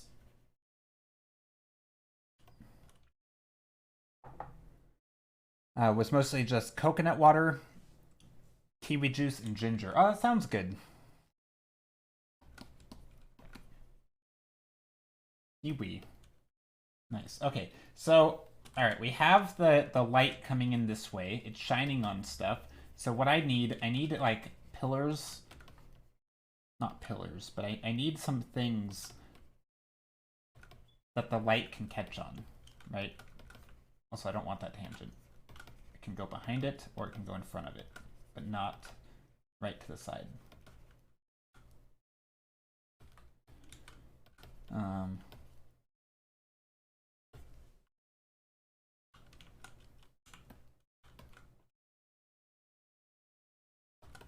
I mean, if this is the tallest thing, though, maybe we should... Actually, let's move it up again. I keep wanting to do this because... This is going to be the focus, right? Down here, because we are looking down at it. And so this is really, really looking down. Means if we have like people down here, we should totally see the tops of them, kind of. I don't know how to draw the tops of people, so I'm just going to put a square. And then I'm going to put another person right here.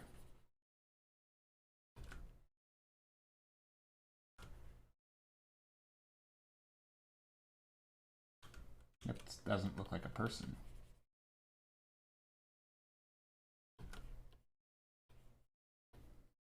There we go. That's a...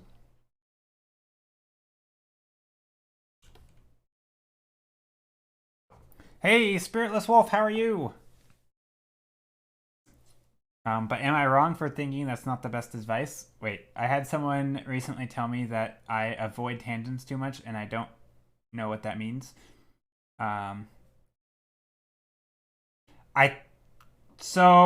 think there isn't... So, I don't know what the person meant by that, but I think I could guess at what they were getting at. I do think if you over-focus... So, okay, if... I've been toying with how I explain these types of ideas a lot, but okay, imagine again you have a pie chart, right? And in this pie chart, you know, this is the pie chart of art, right? So you have all of art in this pie chart. I'll just write art, right? And different parts of the pie are different things, right? So some of it's going to be, you know, this could be composition. But within composition, right, you can then subdivide it even more. You could do things like leading lines, right? This could be like lines that guide your eye, right? It could be where your focal point is. So let's put leading lines, right, guiding the eye. You could put focal point, right? All these things could be comprised in composition, right? You also have other things like color harmonies and, right, every single possible thing you could possibly think of, right, could be subdivided into art. Right, you could subdivide the subdivisions in, you know, whatever. But I think the idea is that something like tangents to a lot of people is probably seen as like a super tiny sliver, right? Like the tiniest of tiny slivers. And if you're focusing so much on that, what about all the other stuff, right? Like tangents aren't like they're not like the big, you know, the big like 50% that say might make up composition, you know, like compositional things in my opinion are pretty important, getting those foundational things, but the, you know, tangents are like the last 1% of that, right? They're like the part that, to me, I think there's a lot of things like this, right? Things like details, like rendering, you know, putting the freckles on your characters. That's probably like the last 1% of the thing, right? Like that's not something that you should necessarily worry about at the start. So yeah, I think sometimes when people say things like, "Oh, you're focusing too much on you know, tangents," it's probably not that it probably just comes across maybe that, oh, you've spent a lot of time on the subject and maybe your painting could be improved by doing other bigger things with lower investment, right? Like, it's sort of like, why worry about the details if you haven't got the foundations? And to me, tangents are very detailed things, right? They're the details of the composition. So I don't know if that's what they meant, but that would be my guess. Because I think there is a bit of truth to that, and they probably had a point by saying it. Whether it was accurate to what you were doing or not, I won't know because I obviously wasn't there. But again, if I had to guess, that's what I would guess.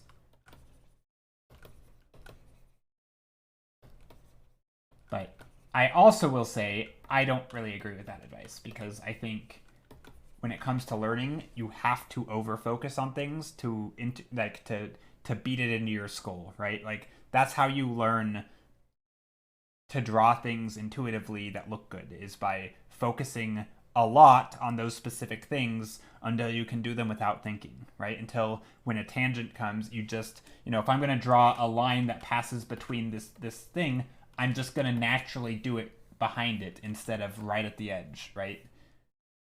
And I think if you don't go through a phase where you're really focused on, like, you know, avoiding weird tangents like this, then you're not going to ever get to the point where you're just instinctually drawing it in the right way.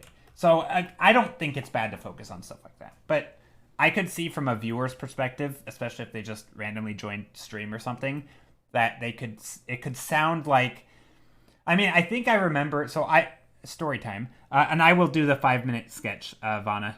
I see it. I do see it. I will do the 5-minute sketch.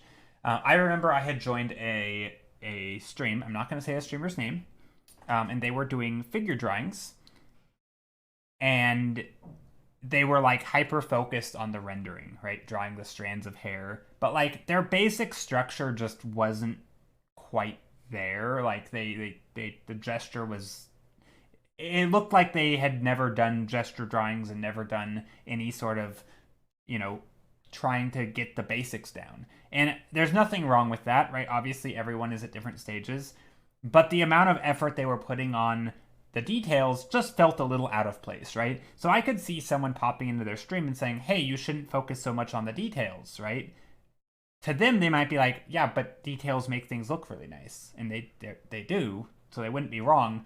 But that person wouldn't have made the comment if their painting looked beautiful, right? The point was probably that they felt like they could have done other more important things earlier on.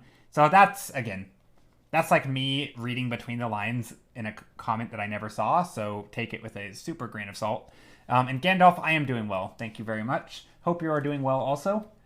I am doing a lot of iterations of the same painting and drawing a lot of pie charts today. I don't know why. We like our charts on this stream, or like the least arty art stream ever. Anyway, 5-minute thumbnail. Let's do this. Okay. Let me bring up countdown timer. And I'll go to this thing. Loading up the timer right now. 1 moment. Please wait. Oh, I wish I had some elevator music.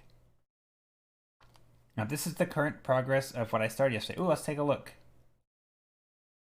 Oh, this is cool. Kind of spooky. I would not want a flying scorpion. That looks terrifying.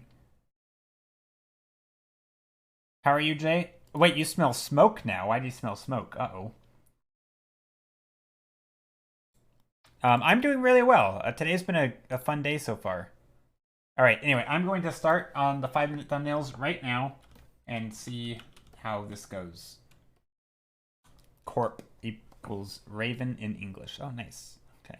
All right, I'm going to start timer in 3, 2, 1, go. Okay. So, painting today. I feel like I want to do maybe a yellow environment with trees. I haven't done that in a very long time, I feel like. We don't do a lot of tree environment. I'm not going to use any green in this environment. No green.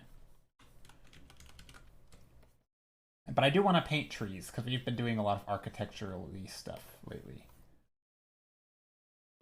And I do want to do trees that are large and looking up. Maybe, now we'll be definitely looking, well, just across, I guess. That's, yeah, horizon over there.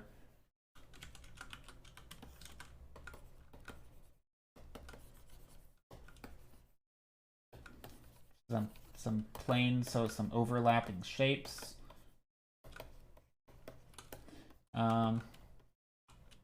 When you asked me how I am, you didn't read the message in chat, did you, Joe? Probably not. Yo, how are you, Joe? And then I said good, and then you said you smell of smoke now. Oh, you smell of smoke. Wait, why do you smell of smoke? I think I missed something. I could smell it because there's a vent in the living room, so... I didn't read that. Okay. I don't know it's a house, but I have no idea what it is. Hey, Jay, there's a fire at the end of my street, but I'm fine, and there's a fire brigade. Okay. Yeah. That, gotcha. Yeah. All right. I see it now. Thank you. There's a fire at the end of the street, and then you're fine. Okay, I'm glad you're doing fine.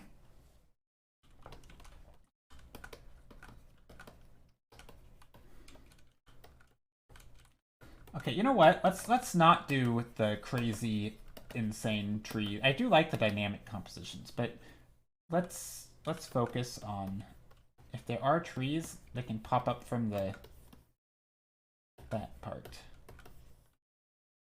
Oh wait, I'm supposed to be doing a 5-minute thumbnail. Hold on, I don't want to get distracted by all this stuff.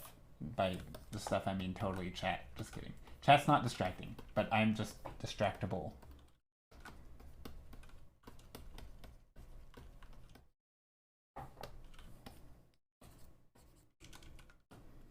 Gonna do an airbrush, or actually this is a hard round brush. Let's try this. This is looking not great. Let's do an airbrush like I initially wanted.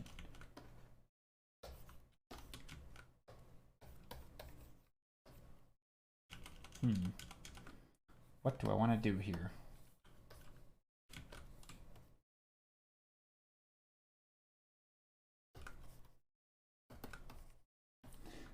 I'm tempted. Oh, I said no green, right?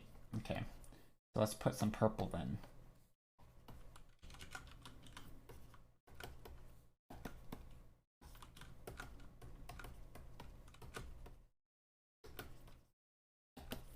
Yeah, we'll go darker here. And then we're going to go lighter again. And this could be a place over here where these go. This, maybe we even put some hills back here. This could be like a house. Let's put a little bit of darker shapes down here though.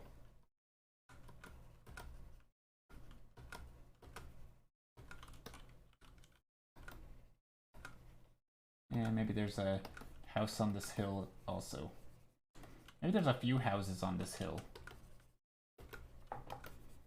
We have a minute left. Do I like that? I mean, I think we can get some blue in there.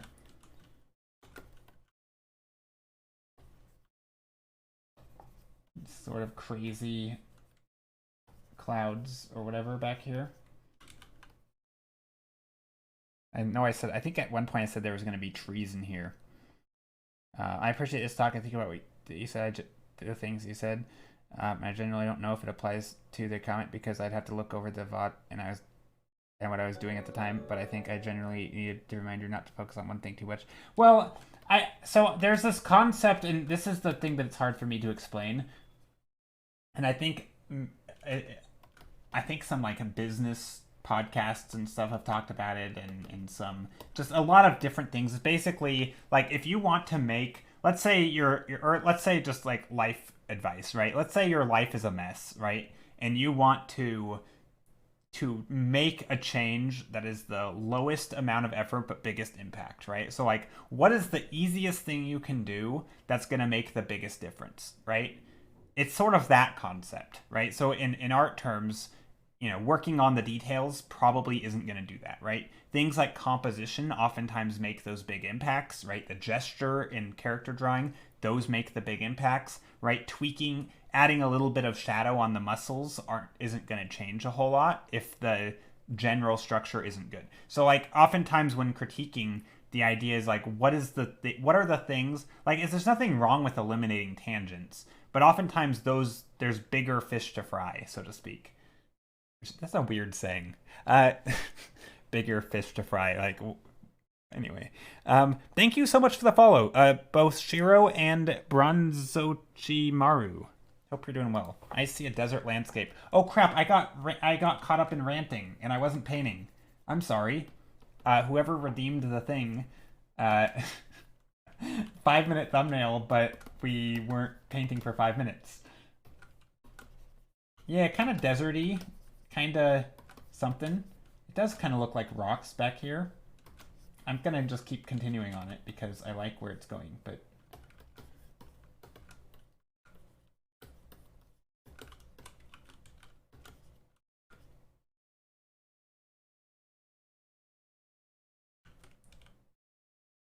this was literally no, it wasn't. It wasn't your fault. It's my fault. I'm the one who I am in control of letting myself get distracted or not. Like I didn't have to read chat. I could have just not read it, and I could have also read chat and continued on with my painting. But instead, I took the lesser of the options and read chat, let myself get distracted, and go on a rant. So yeah, it wasn't you, it was me, right? It's like somebody asks you to, you know, go go out late or something, and instead of being responsible and saying no, you say yes, and then you stay up way too late, and then you're tired the next day, and you're like, dang it, my friend. It's like, nope, not your friend's fault. That was you. You said yes. You agreed to it. That you were in control of your life. So that's how I see it. So definitely not a you problem. It was a me problem. I think it was Vana. Oh, it was Vana? No.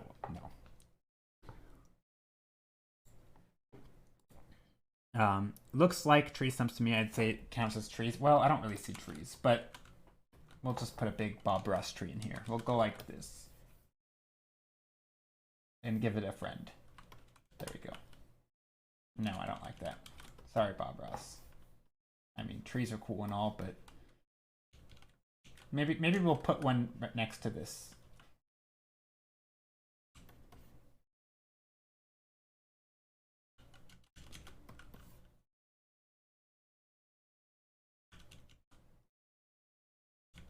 No, that's not bad.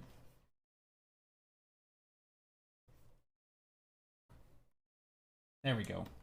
I like that. It was I who redeemed it, though. Oh, yeah. Well, it's not your fault that I got distracted while painting. Anyway, yeah, no, good 5-minute thumbnail, though. That took like 10 minutes. Solid.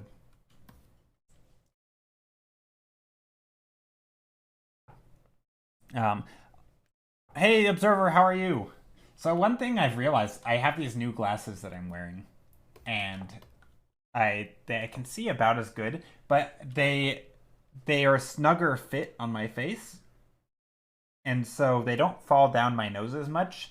And sometimes I think I have a habit of like not scratching my eye or nose, but like sometimes I'll just get like maybe an eyelash or a hair will fall into my face or something, and I try to go and remove it, but like my glasses don't move, so I can't get my finger like between my glasses and my face because they don't budge. So I have to like actually take them off. Anyway, it's weird. I'm not used to it. I'm used to bigger glasses that I can just kind of move around, and yeah. I'm pretty sure this is how glasses are supposed to be, but it's been so long since I've had properly fitting glasses that, yeah. Anyway, okay, next painting. We're gonna keep painting and keep doing stuff. Ninja Monkey, how are you? Thank you for the follow. Okay, I do like these. They're very similar. I did try to change the perspective on this one a little bit, though. I like the idea. Okay, I'm gonna do something. I'm gonna, again, cheat. I'm cheating. Totally cheating at art right here. Copying my own work, pasting it, editing it. I'm gonna make it a blue. No, not a blue. What color?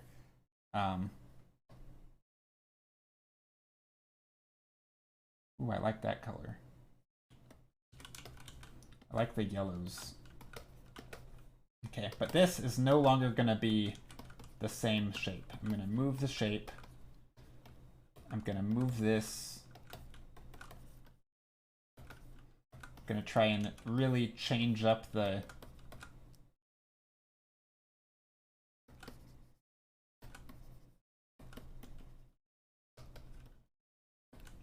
really changing up the stuff.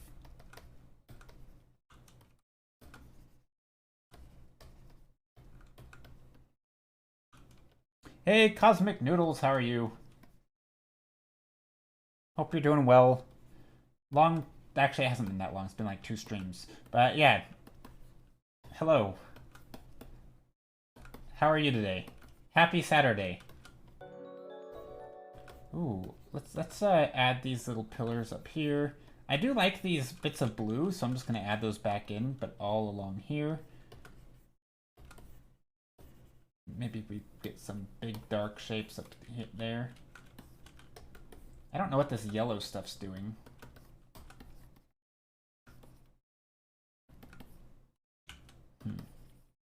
Let's get rid of that little character to shift the scale. Just trying to move all of this stuff in different ways. Let's think. Maybe not that. I did like... Didn't I have like a swooshy shape here? Ooh, I know. I can come in like this. And make this. What if I make this the blue? And then this can be like a more naturalistic environment. Come down there. This could be like a wall. I don't know why this is so bright blue, but there it is. And then maybe there's like the wall up here as well. And again, some naturalistic environment down here.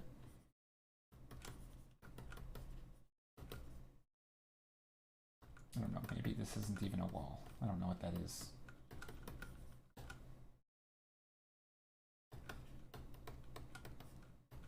So the real question is, what the heck am I painting? I mean, some of this is cool. I do like these shapes. And these, oh, why is it, I keep grabbing pink? Hey, good evening. Hey, Blinkness. Good evening to you too. How are you? When you say evening, are you a Europe person? Is it 10 p.m. for you? Is that... Because right now it's 1 p.m. for me, so it's just afternoon. It's not even 1 yet, but basically it's 1. So yeah, I'm in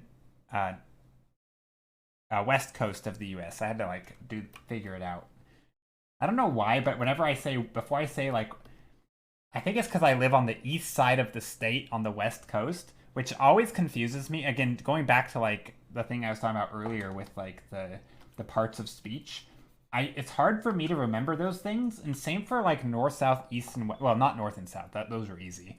But like east and west, I always have to think like, do I live on the east side of the state or the west, or is it the west side of the country? But yeah.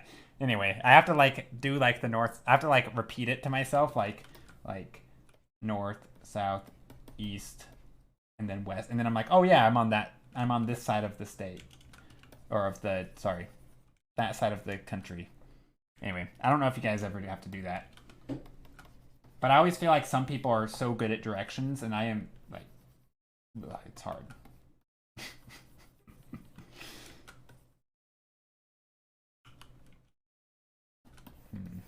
Trying to figure out what I want to do here.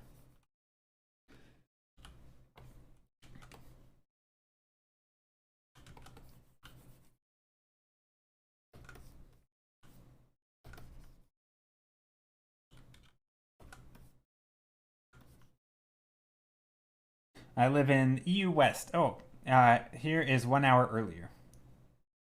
Okay, so I see. So it's 9 then for you. Okay, nice.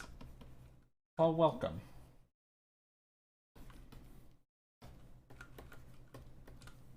I do like these shapes though. They're kind of neat.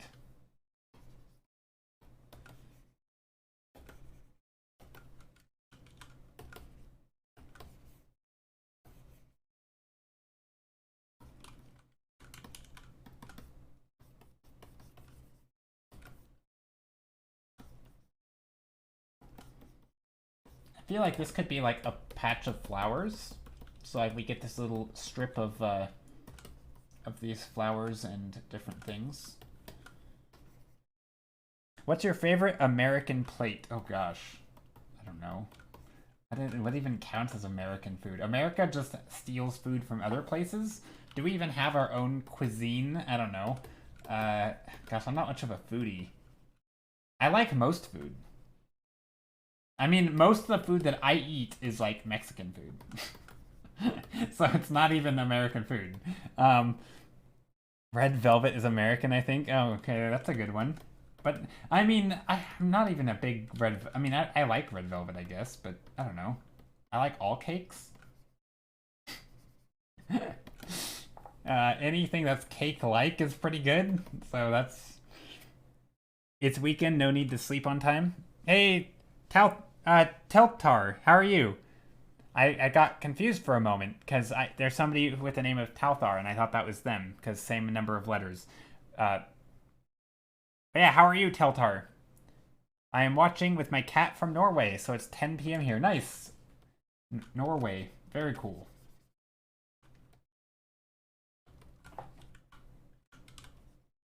So I like the idea that maybe this is these like bright blue like flowers or something. And obviously I'm just putting them in very, very haphazardly. Because if I want, I can always come in and... Yeah, I like the idea of these flowers. Maybe you can see some back here.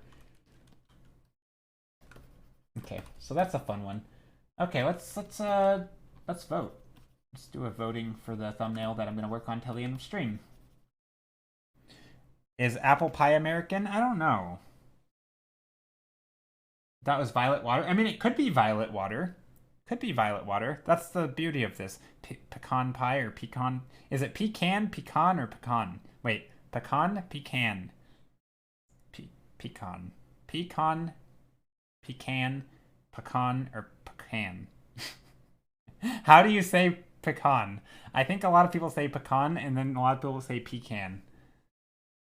I think it depends on where you grew up. Pecan has different pronunciations, but yeah, I say pecan. Because I think it sounds fancier. I think everybody around me, though, says pecan.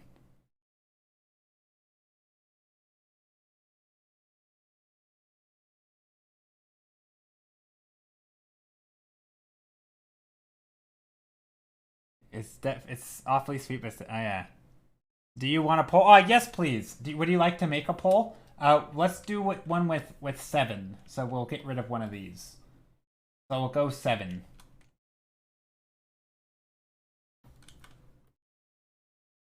If you'd like to make a poll, I would very much appreciate it. If not, I can make it myself. But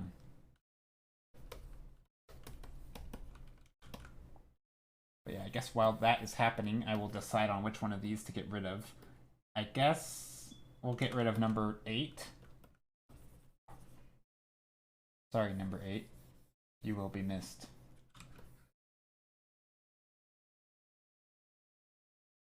All right, we have seven options. I'm gonna select that. Whoa, what just happened? How did I do that? Huh, okay. Well, I guess that's how I did it. This sounds like a Brazilian plate, but with cheese. What's a Brazilian plate? Pasta salad is a noodle with kind of dressing, often vinegar based, with other veggies, olives, and cheese. Okay, I like pasta salad. I like that. Say, oh yeah, you can drop it. Oh, and I will remove the countdown timer is done thing. All right, if you guys would like, would you please vote on which thumbnail to work on till the end of stream? Yeah, that's basically... once Sal drops the link, you guys can vote. You simply click the link and you vote. Yeah. Wait, Joe has never had... I've had pasta salad. What do you mean? I have had pasta salad. And yeah, Sal, you can drop the link.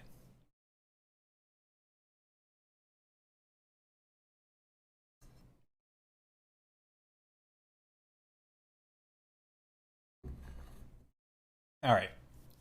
All right, everyone. That is the link. Click it. You can vote for any number. You can vote for all of them if you want. You can vote for none of them, although I ask that you vote for at least one of them. And yeah, if there's one you'd like to see me work on further, please click that one. If not, then yeah, that's pretty much how it works. And then I will work on one of them till the end of stream. And hopefully I'll take one of these super rough ideas to mostly a finish. That's kind of the theme of the stream.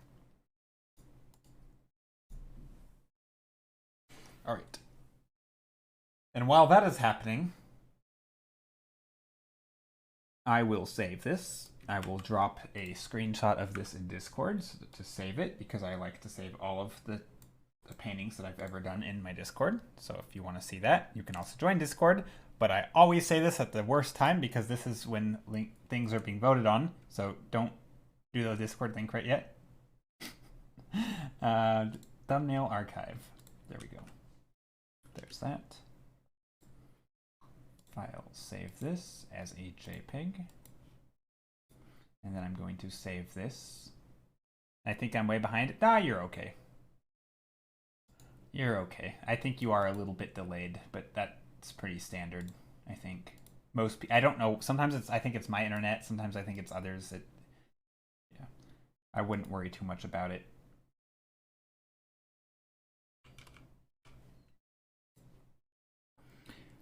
If my magical vote fairy is here today, I wish for 3, 5, and 6. Those are the 3 that I voted for. I voted for exactly those 3.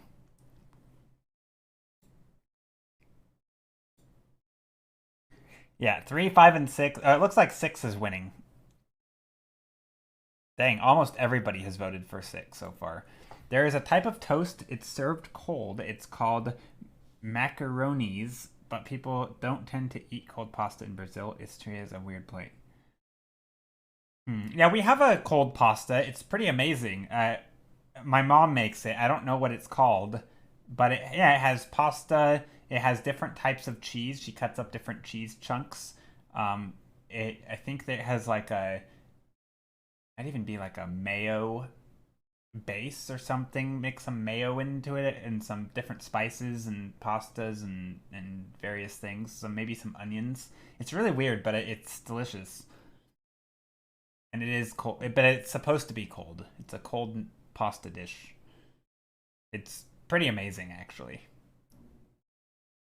Anyway, enough about food. I am a terrible food conversationalist because I don't know crap about food, really. I eat food, obviously, but I'm not like a foodie. I don't know a ton about food. I don't love cooking. I eat when I'm hungry. That's basically how food goes for me. Am I hungry? If no, then I'm not gonna eat. Pretty much. But yeah, we are still voting. There is the link from Sal. I'm gonna repost it. Oops. And it looks like number 6 is winning, but we will give it just a moment. I'm gonna refresh the page. Oh no, number 6 and 5 are tied now. Yeah, like, how do you overcook a boiled egg?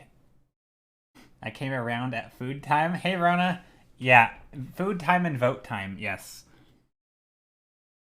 I've been lurking, playing wacky, rolly, spicy, dicey, and really liked 5 and 6. What the heck is wacky, rolly, spicy, dicey? This sounds interesting. Is this like some extreme gambling game where you roll the dice?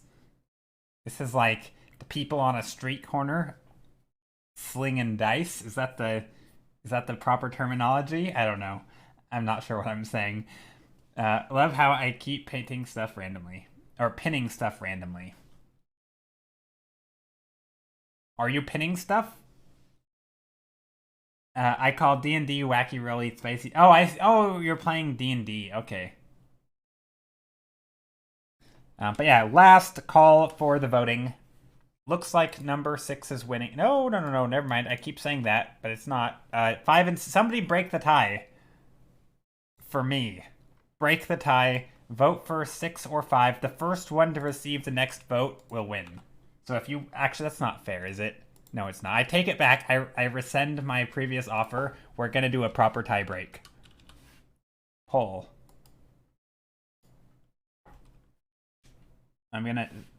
It'll be a 1-minute poll. The question is 5 or 6. The response could be 5 or 6. Okay, we are doing the official tie break, not the one in. We're not counting any further votes in the other one. We're doing an official tie break poll.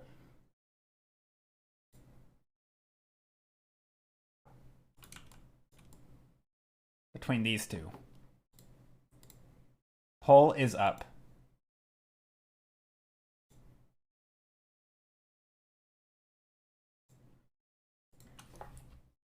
Also, Joe, did you ever look at the reactions on your stream? I entered a few ago, and I have no idea if those actually do anything. So I have a hunch. I don't know how to do this. I think Skittle. I don't know if you want to chime in on this. Like, I feel like you're always very knowledgeable on how reactions and stuff. Maximum. Yeah, I'll zoom out here in just a moment. It looks like number 6 is winning. But I'm doing a quick poll between 5 and 6 because that was the tie break. Which one am I voting for? Nope, not important. Vote for your heart. Yeah, okay. Number 6 is won. All right, here's what they all look like. Yeah, Skittle is our Twitch advocate and specialist. Exactly. Okay, so I think when they first released that, are you talking about the feedback where you can say like what do you like about the person's stream? Is it their knowledge or the skill, their things? They appear in stream. Wait, I don't know anything about reactions actually. But you didn't paint my heart. Wait, what did I miss? Was I supposed to paint a heart? Wait, what? They all look so soulful even at this point. Oh, thank you, Wensuri. I appreciate it. Also, Maximum, hello. Hope you're doing well. Wait, did I miss something? Did I miss a 5-minute sketch or something? I might have. It tends to just show how many of each reaction submitted each stream, but I don't think it does more than that. Oh, vote. Oh, I see. Vote for your heart. Yeah. Okay, so yeah, so I didn't even know that reactions are a thing. How do I wait? What? Can I go to my own stream and see reactions? Hold on. Sorry, everyone. Postponing the arting for just a moment. How do I react? Oh, I see a react. Oh, you can hype, you can funny, you can love, you can what? You can. Oh no, I'm gonna put a. Oh, I can't react. I can't react to my own stream. That's lame. You should be able to hype up your own stream if you want. Anyway, I don't know. Does that do anything? I genuinely didn't know that was a feature. I just discovered that right now, Rona. So the answer is I have no idea. But I'll take Skittle's advice and look at it in analytics and see. Okay, so number 6 has won. I'm going to make it large and start painting on it and hopefully turn it into an environment that isn't terrible. I say that jokingly. I don't think it's going to be terrible, but we'll develop the idea further. That's what I'm trying to say. Yeah, I thought maybe you meant the feedback thing, because there is a feedback feature, which I also don't know much about. And I believe it sent the feedback to an email, but my email sends everything from Twitch to spam because I get all the stupid notifications that I don't like from everything. So it's just obnoxious, and I've turned them off, so I never saw like the feedback or like the yearly recaps. Although yearly recaps this year was not via email, which is great because it actually made it accessible. Yeah, the ability to see them on the timeline is only available for some. For some reason, they only show it on timeline for like 50% of streamers' analytics. Oh, interesting. Okay, well, I'll have to take a look after stream. I'm gonna have to do some investigating and educating myself on Twitch, or more like Skittle educates me and then I go and look at it. I feel like Skittle needs to like start a YouTube channel and be like, here are the new Twitch features. You can do this, and here's how you look. And then I need like a daily Skittle clip of an update where he explains things. Thank you, Skittle, by the way. Yeah, I can only see the reactions from the entire stream, not the timeline, which is annoying because I want to see the timeline ones. Oh. Also, with all our special insights, we need to get Get him a shout out. Yeah, exactly. Skittle is a fantastic art streamer. Also does environments, beautiful stuff. Very similar to my stream in many ways. So I think if you like me, you'll probably like him. He's a bit more ASMR-y, unintentional ASMR. Um, the vibe is different, but the art is pretty similar, and the overall format of stream is pretty similar. Yes, Sal also streams. Um, no, that's not a good way to advertise for someone. It's not ASMR. He just has a very I don't know. It gives us similar vibes. But yeah, anyway, Skittle's great. That's not the most important part about his stream. Skittle's awesome. In fact, we probably might even raid him today. Skittle, you streamed today, right? I don't know. We might even go over there today. With all this Skittle talk, it's hard not to raid the person we're talking about.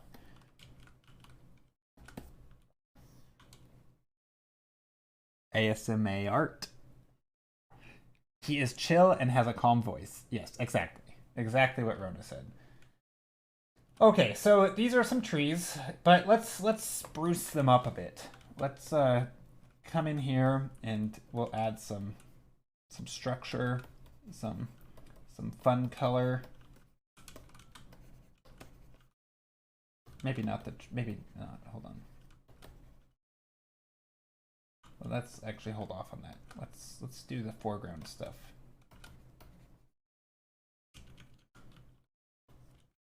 So I like the colors, but the shapes are funky. And the reason the shapes are funky is because there isn't a nice, like, I'm thinking this is a better shape, whereas before I just had this big blob, so it was like one shape.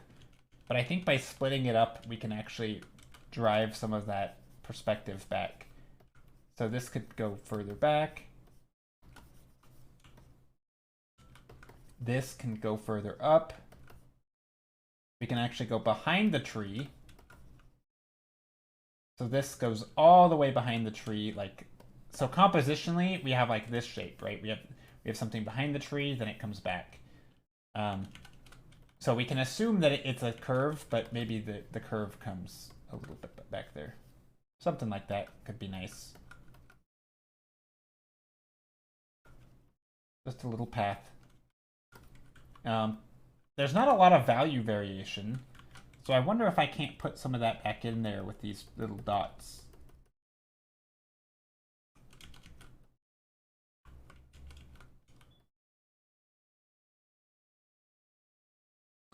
I would normally stream today, but I am not streaming today because I have D&D for the entire evening. Oh, okay. That makes sense. Well, don't let me distract you from your D&Ding. Slide that show. Dang it. Thank you. Thank you, Rona.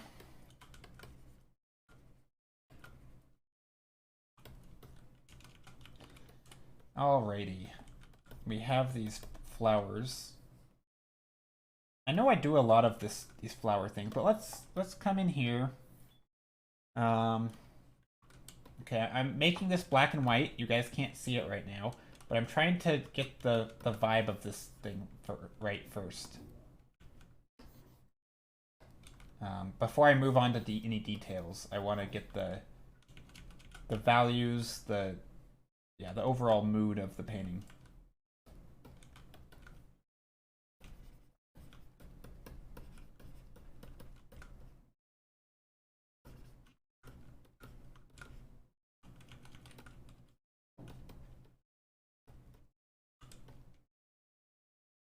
Also, the CC.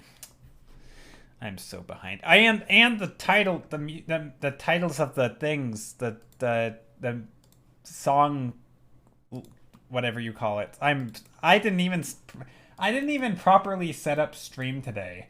What am I? Get with it. Get it together, man. We need taps here to tell me to get it together.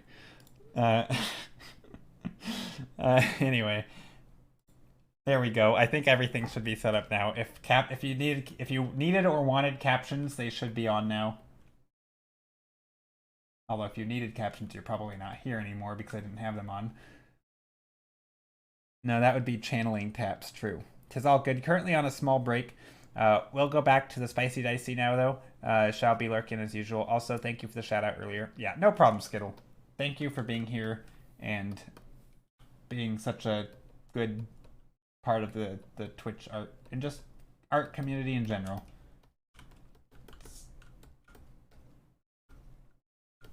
And in stream and everything. Oh, music title thingy. Yeah, we got the music title thingy back up now. Okay, Joe. It's okay, Joe. It's Saturday. I mean, what does that mean? What do you mean it's okay, it's Saturday? What, like, if you're gonna be forgetful, better be on a Saturday? I mean, I work Saturdays. Like, Saturdays and Sundays are the 2 days that I work. So it's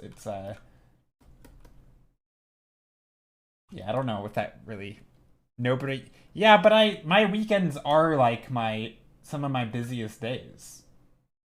But I mean I like it that way, but it doesn't really work out because everyone has different days for their laziness. But yeah, I realize not everybody has the same schedule as me. So I'm gonna just try and very quickly like speed paint in these blobs. Because I want to do more than just detail flowers all stream.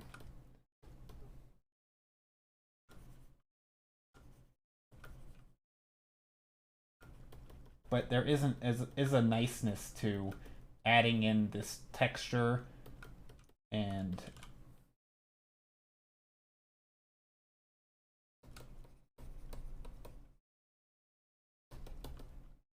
adding in these dark occlusion shadows and just there is something that's really almost peaceful about this.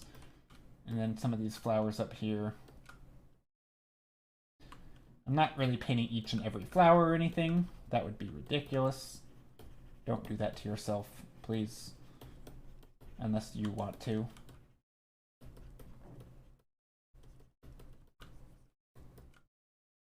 And then back here, we can just start sketching in some of these light blue areas. Just make a mass.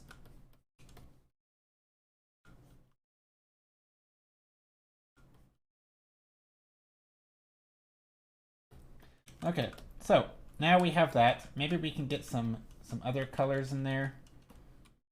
Or we can do something even... Okay, we're just going to ignore the flowers now. I think we have enough flowers in here to really showcase the spot.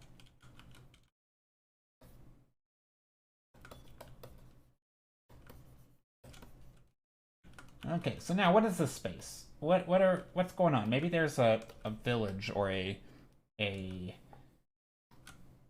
don't know, a house. Maybe this whole thing is like these towers. I mean, I always like the idea of like little buildings built into stuff. For me, after my last workday on Thursday, switched off mode brain, which is with switch and zombie weekend brain. Nice, I like it.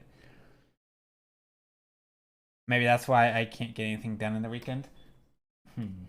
I mean, I think that's okay. It depends. I mean, are you able to get stuff that you want to get done on the weekdays? May I put a sketch in here to get some ideas on an RPG character I'm trying to draw? Sure. Yeah, that's fine. I love seeing what people are working on. Also, that's a good time to ask for anyone to share what they're working on.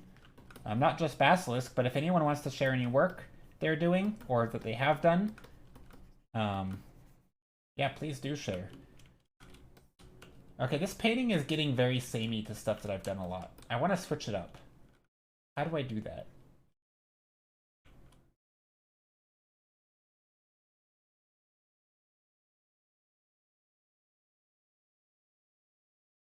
I'm gonna move the whole canvas.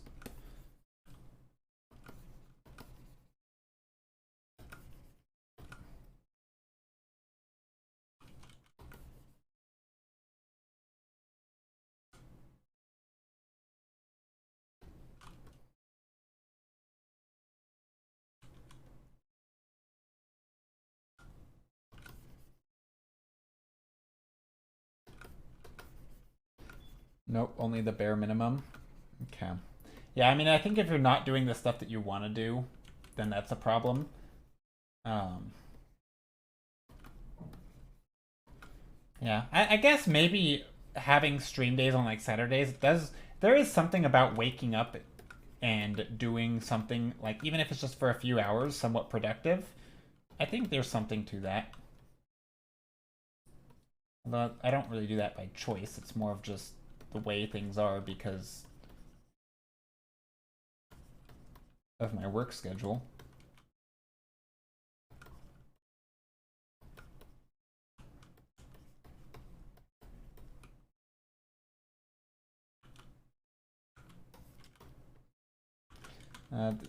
These values are very, very, what do you call them?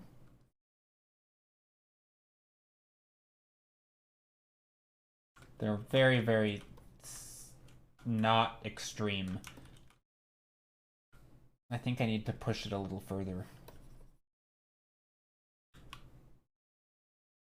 I think that's what I need to do. Because right now, here, if I make my screen black and white for all of you, this is what it looks like. You can see that this mass right here is basically all the same value. And it's not far off from this. Like, they're almost all the same shape, right? Like, there isn't a lot of variation here. And I don't like that. I think so. What I think I need to do, and because I have this path, I don't think the path needs to be anything special, but I think this and this could either be darker, like that. That could be a thing. That's probably too dark. Or it could be lighter, which would be the other option. So let's try that. Let's try both versions. I think so. Lighter would be like this, right? We just put out some giant blobs of light. I mean that's the obvious one, right? That has got to be the better of the two.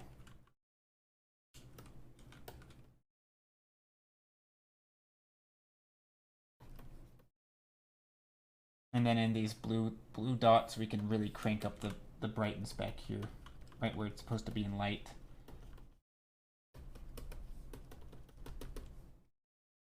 Some dots. The dots will get, and it could be water, but it's like a river of flowers, kinda.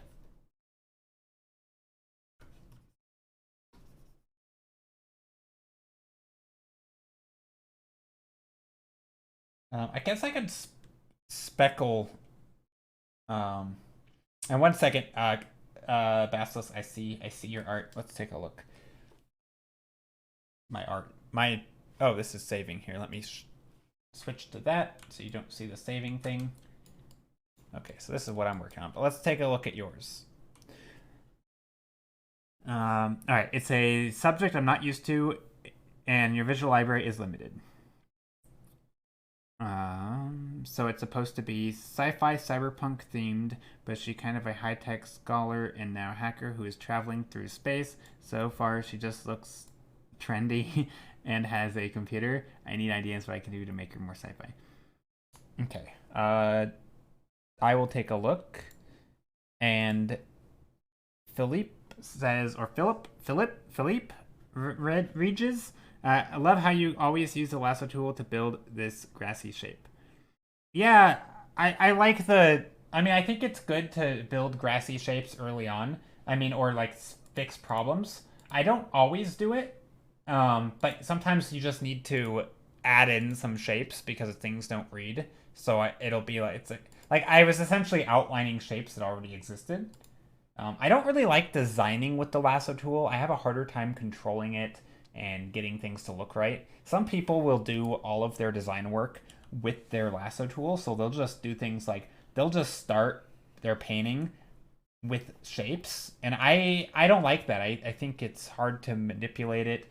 I guess some people are, let's say you have a shape here, some people are really comfortable with carving in and thinking about the negative space, and maybe they want something to jet out here, right? Like I don't, and then then they'll fill it in. But I don't really think like that. I don't know. It's hard for me, so I don't really do that. So I prefer to just paint normally, and then I will use the lasso tool to carve out shapes later if I need. Like, for example, maybe back here I want some grassy shapes. But again, I already kind of have the shapes, but now I'm just sort of tracing some of the shapes that I have, maybe simplifying things. Maybe I'm following the forms of some of the curves a little better. And if I wanted, I could, add another layer of shapes and patterns. So I kind of liked it. So it actually it reminds me a lot of if you've ever done. So I don't know if you guys had this, but as a kid, we did watercolor painting in school. I must have been in third grade, so I was probably 8. Um, this is something that we did a lot of. Is we would let me open up a new file. Open. We'll open up this. So one of the things we would do with watercolor, and I will get to the thing. Oh, let's just trace over this again. And one of the things that we would do is we would take like this big watercolor brush. Do I have a watercolor brush?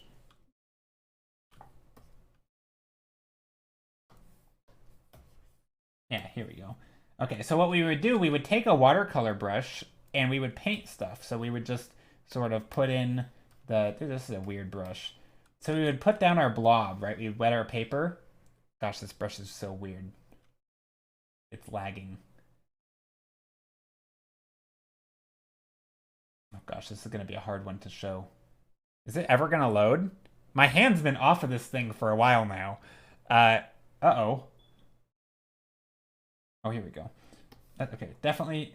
Okay, so when as a kid we would do things like this, right? We would put we would make our shapes, and then we'd be like, oh, okay, well I'm gonna put some grass down here. Right? So we would do stuff like this, and then we'd be like, okay, and make a house or whatever. Oops, that's a bad house. Right? And so we would put a blob, maybe a chimney. And the idea was, maybe we put some trees in here, right? And then what we would do, we would take like a fine liner.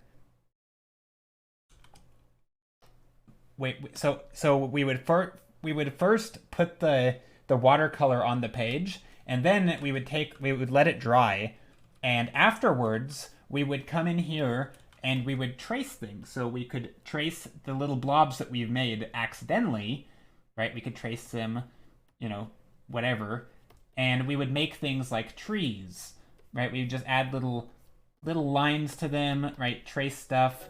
Maybe there's maybe this is a big tree, right?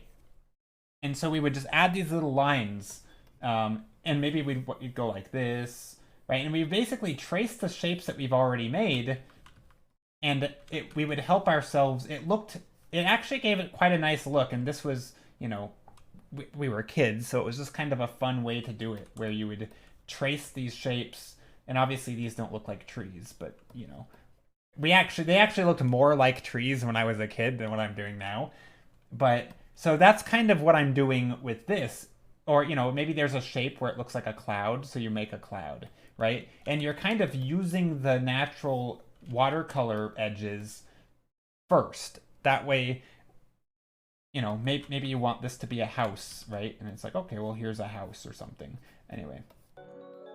So anyway, the point behind this, I've never used that brush in my life before, by the way, but the point was that's kind of what I'm doing here in a way, right? I'm putting down these blobs and I'm designing the shapes to some degree, but then sometimes I'll come back in with a lasso tool and be like, oh, this is an interesting form, right? I can kind of see how this could be a shape like this, but now that I kind of know that could be there, I could just kind of paint in some shapes and start to get something a bit more interesting.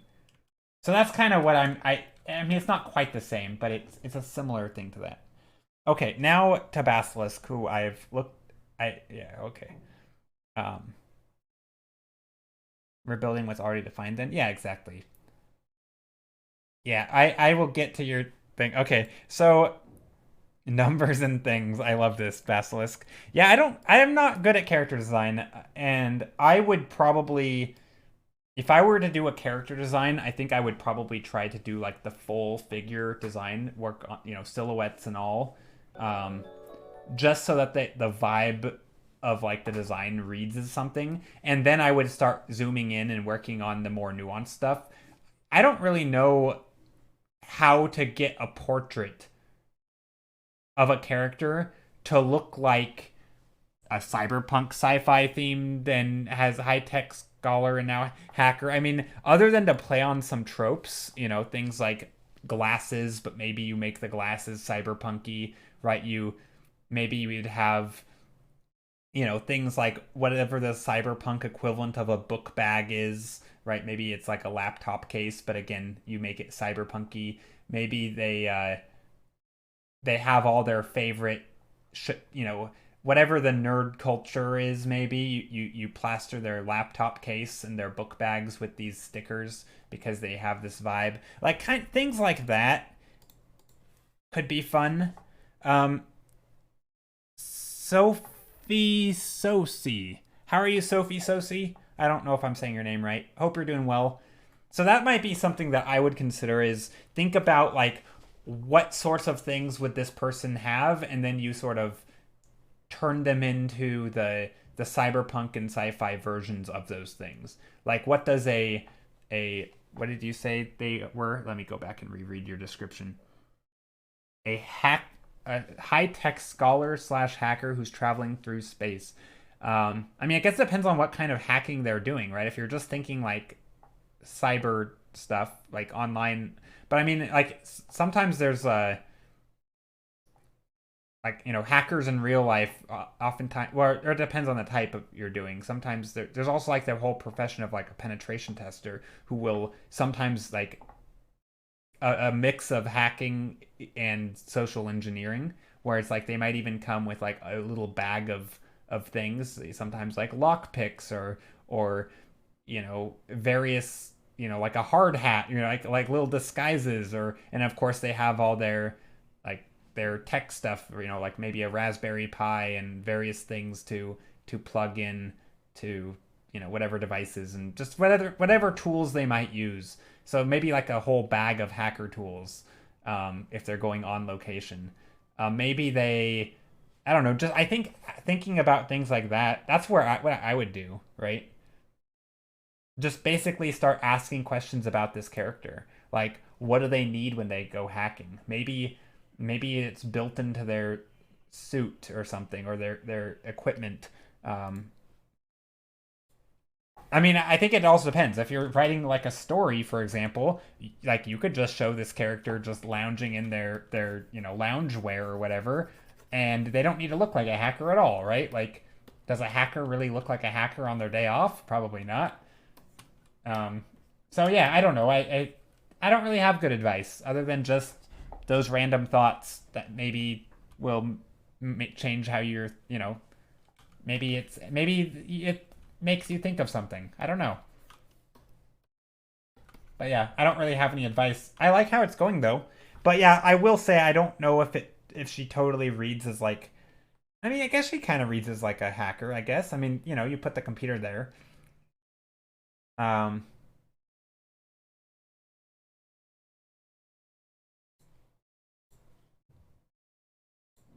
Yeah, I mean, I guess for me, and I'm not good at characters. I just want to say that, but I feel like I could probably be good at characters, if I tried more.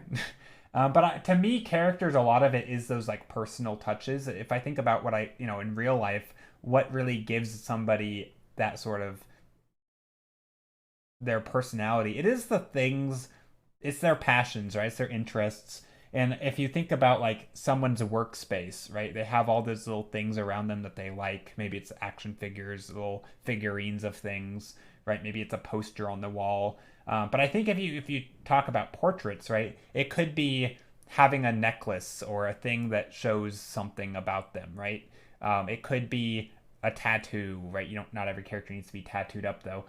It could just be things like a patch, or again, like I think some um, I mean, I guess when I think of things like nerd culture, oftentimes, and the reason I'm bringing up nerd culture is because typically hackers and stuff is kind of associated with that. Even in a sci-fi, I would imagine people would like to be a part of sort of those less popular groups, right? So maybe it's like a hackers anonymous group that they enjoy being a part of, right? Or maybe it's just some sort of fan thing. They're in some sort of fandom of whatever it is, right? It could be literally anything, but like designing little things like that, whether it's tattoos or patches or I mean, it doesn't have to be, of course, right? You could go the whole like, but I mean, like if they're wearing a bandana, for example, right? Like maybe that bandana has something on it. I mean, I don't know. Maybe that's probably what I would do, but I don't think that's the only way to do it. I don't know. I honestly would probably just start with the full character and try to get the big picture. I'm much more of a big picture person, hence why I just paint environments like this and not zoom in and do details. Anyway, all right, let's try to paint on this a little bit to build the lore behind the piece. Yeah. Well, not even attention. I mean, I think portraits bring attention to themselves, right? Portraits are attention grabbing. I and I don't even think the things would need to be. I mean, it could even just be the shape, right? Like the shapes of the hair and designing, the floofy the coat that she's wearing, right? Designing the shapes and adding a certain energy to it, right? Anything, and when I say energy, just like, dynamic expressive lines versus, more static lines depending on the personality. Even things like that could probably help, but I don't know if that would be my focus. I don't know. I'm not, again, not much of a character designer. And by not much, I mean not at all. I'm not a character designer, right? I don't really think about stuff like that much. I mean, that's not true. I do think about stuff like that because it applies to environments too. But I don't really implement it, right? So I don't have a lot of experience doing it. I just think about it a lot. But yeah, anyway. Okay, so this environment, what is it all about? Again, it just looks like a nice, cozy environment, but we need more than that. I think it'd be fun to add some sort of structures in here. So I'm just gonna make a new layer, save it before I ruin it, and then I'm gonna go wild and really try to add some interesting stuff. Also, drink your tea and water, hydrate, save, sit upright. Something I don't do very often. I ignore a lot of those posture check commands. I don't try to, though.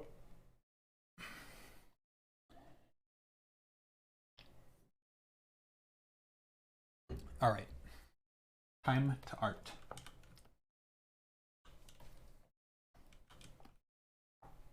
Well, on the plus side, my new glasses seem to be working. My eyes are not hurting, and yeah, so that's good. New glasses are working. I'm gonna go participate in drink culture. I'll be right back. Yeah. So these are little houses or something.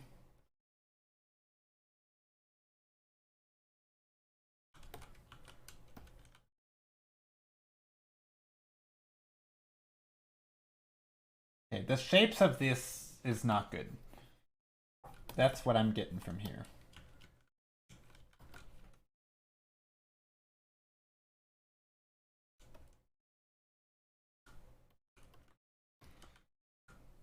Maybe we can bring in some pinkish colors.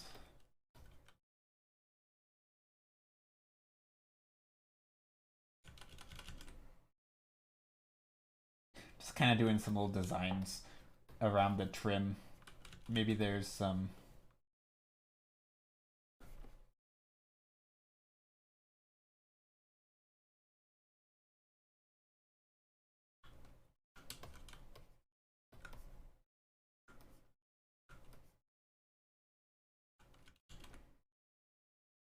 Little windows.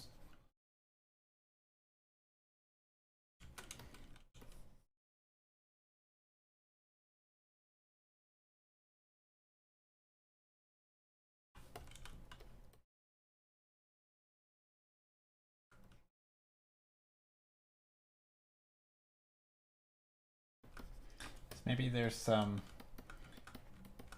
Yeah, I'm just trying to think of some shapes here. So what's this? Is this like a... I guess we can just make this shape go right into the other things? I mean, I kind of like these shapes, but I feel like this part is more... This part of the painting is more interesting than this part, which is unfortunate, because that was supposed to be the main part. So let's try to fix that. So I'm going to bring in a little bit of light in here.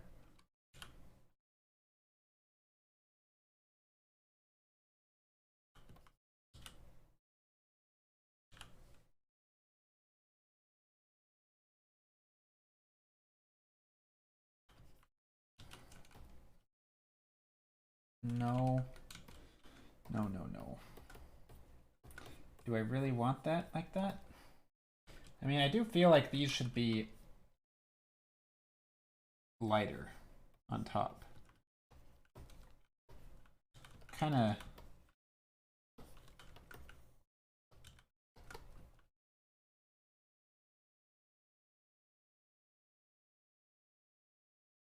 Oh, that could be a thing. So maybe these could just be in shadow. That's... So I made those other things brighter, but what if I make these darker?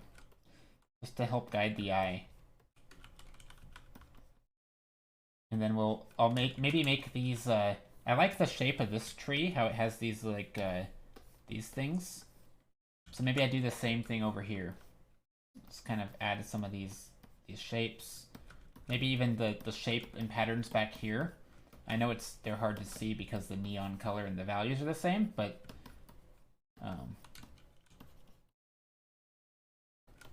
anything to sort of add to the shape. So I feel like now I'm starting to get a shape language to this stuff. Like there's a sort of consistency to the shapes. Sort of these twisted, which also helps inform things like the shapes of these.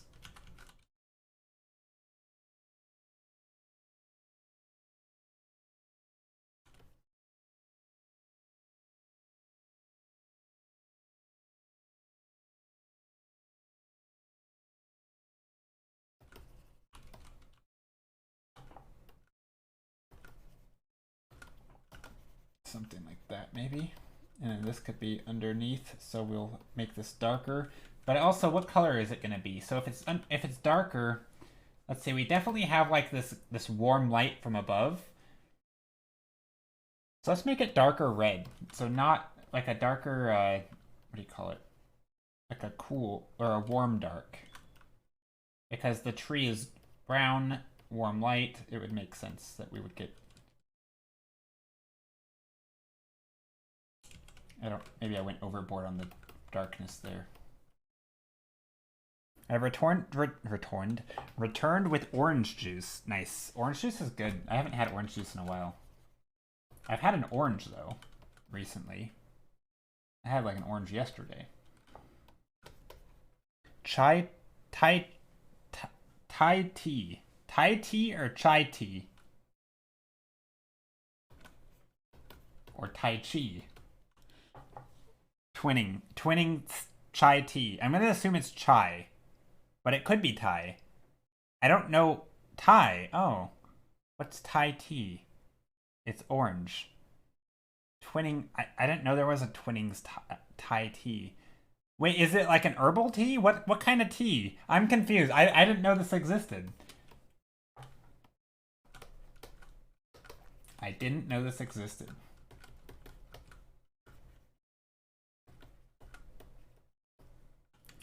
I wish I had Thai tea. Thai tea. I drink orange juice because it helps me absorb iron better. I have to drink it daily. Oh, does it? Wait, I didn't know orange juice helps absorb iron. That's good to know. I feel like that's a common problem with a lot of people. is iron absorption, and that seems like, yeah. Also, these shapes are whack. Hold on, I gotta fix this.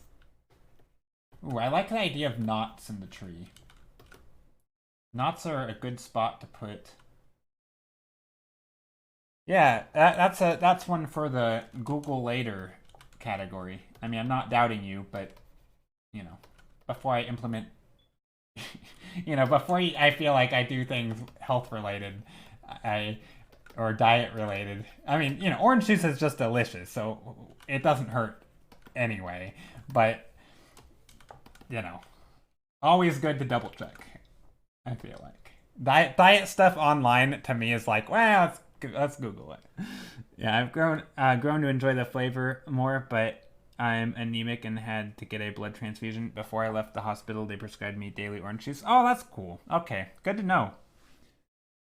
Yeah, I think anemia is pretty common, and I don't I don't want to get into it too much on stream because this is probably not the best place for medical talk, but I don't actually even know what the long term, like if you have a iron deficiency over a long period of time, what's the side effects and how would you detect it?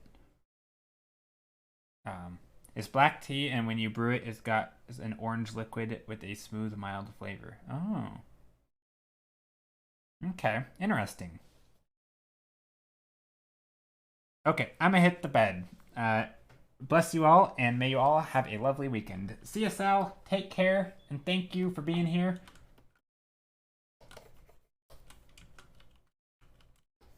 Okay, yeah, this painting, these shapes of this thing is making it look like little bunny ears. So let's get rid of this, but we will add in some of these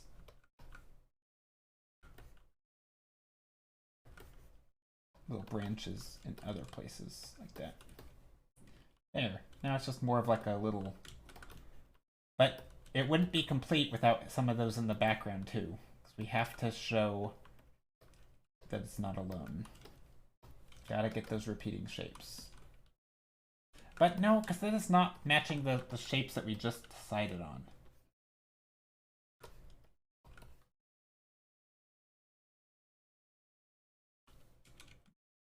Well, I guess we can continue these shapes though, right? So we can go like this.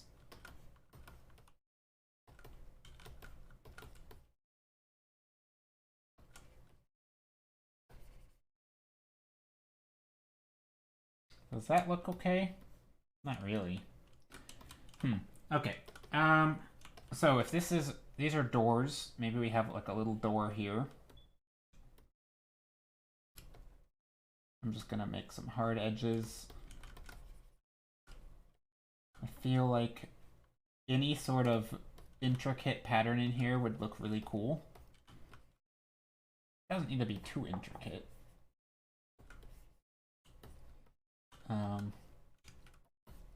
But I like the idea of like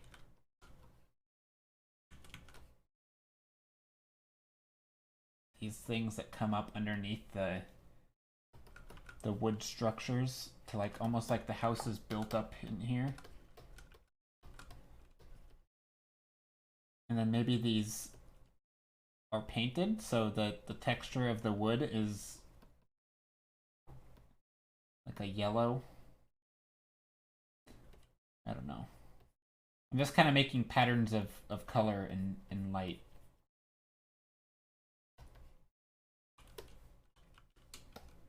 It doesn't really look like a house. What am I doing here? So what happened there? How long has that been there?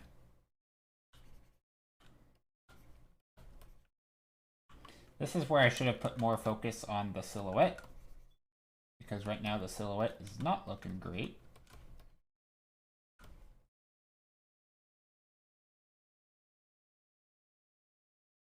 Spinach and anything else green I've got. Protein powders, banana, sweetener, orange juice. Nice.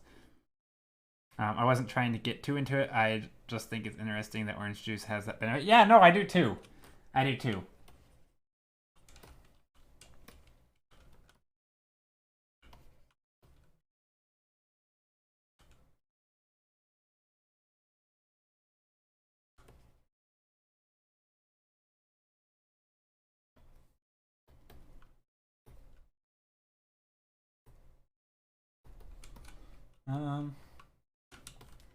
Well,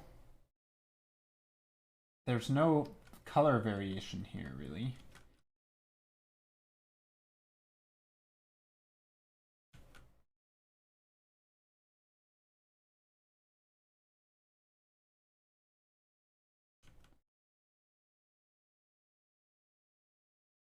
So, I'm going to take some bright orange.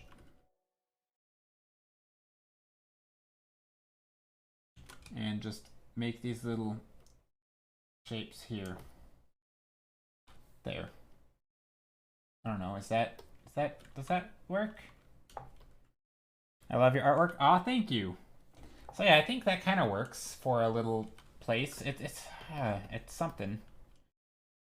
Maybe these are little shapes that stick out, and they're almost like little huts. Bob Ross style overhangs.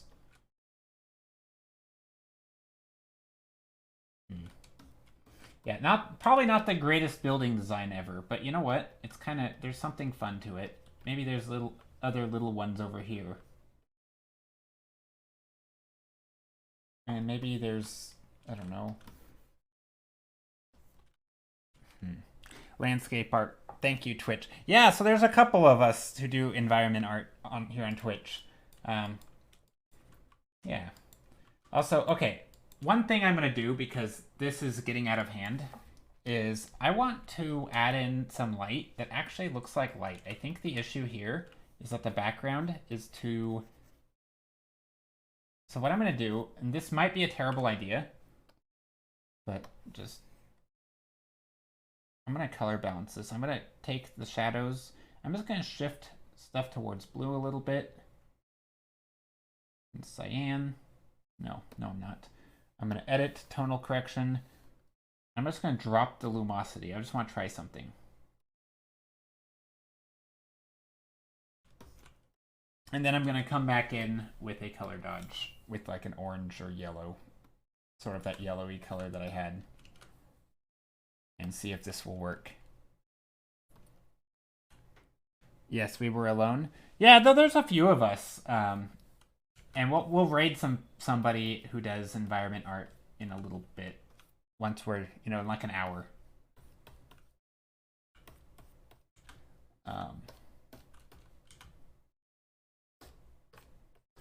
There. Just adding some of that color dodge in there.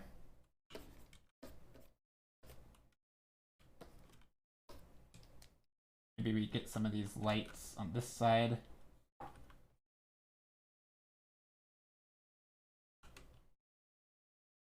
Something like that. Then probably 86 of the banana, I freeze, and then the green. Wait, what? Are we? Wait.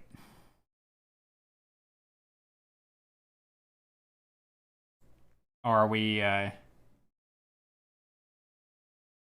we sharing recipes? Is that what's happening? I'm bad at keeping up with chat like that. But yeah, so anyway, I think this is a better vibe for the painting. Is sort of these light rays. I don't know. Let me see. Let's merge that all. Yeah, I think it adds more dynamicism. Is that a word? Dynamic lighting. But I think we can do better with the focal points. So like that doesn't need to be super bright.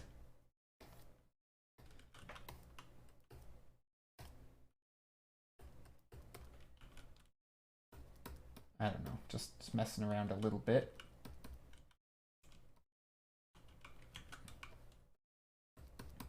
I don't want to put too much focus on that.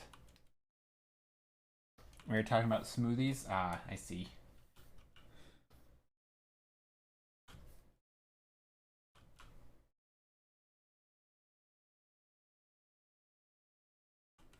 Okay, so if the light's coming from that side, these sides of the stairs could be lit. This railing could be lit. Something like that. I don't want to go too much into detail, but I do like that. And then, of course, we can have a little bit of stuff back here as well. Okay, anyway, enough with the color dodge. Let's go back to actual painting. And now we can take some of these warmer colors that we have.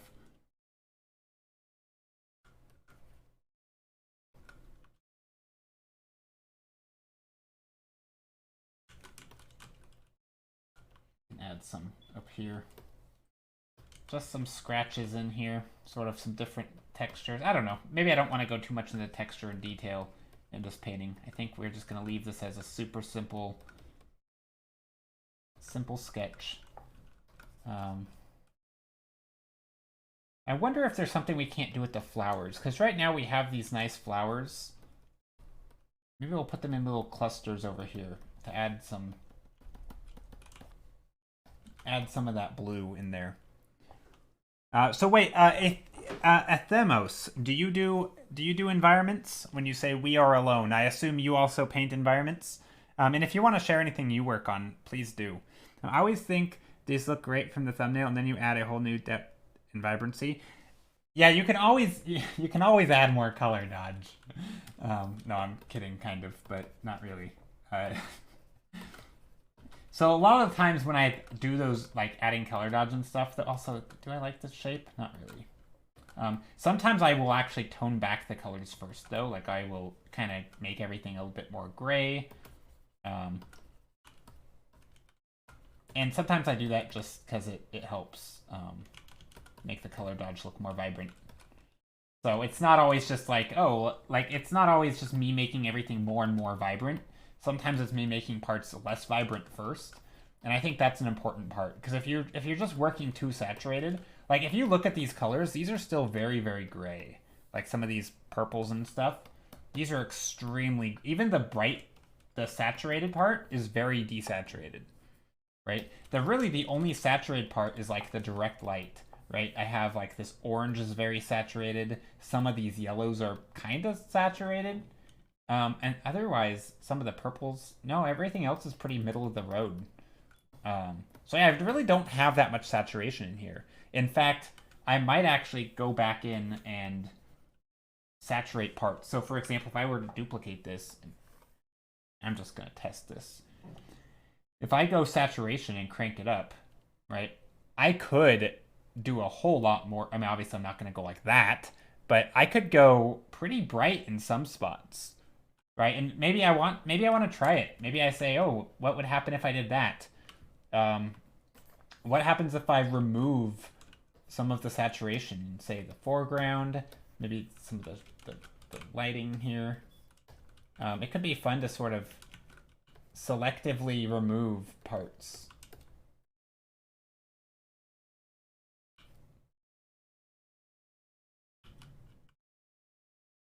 And again, I don't know if it's always going to look better this way, but it's worth experimenting. You might find something that you just weren't doing. You know, you maybe just didn't think of it. So I'm going to keep that. I'm going to keep it just like this. It's a little different, but I like it, and it's something fun to explore. Also, these little dark, like these red shadows are really cool, actually. It's not something that I would normally do. So yeah, I can come down here with these reds. Hey Draconica, you're very late. No, you're fine. You are fine.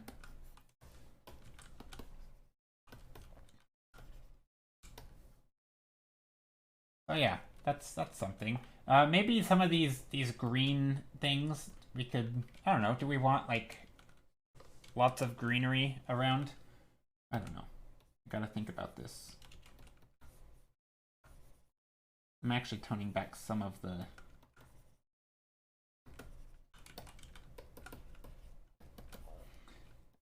Okay, I'm normally not one for lots of detail, but I am going to add some in the foreground here.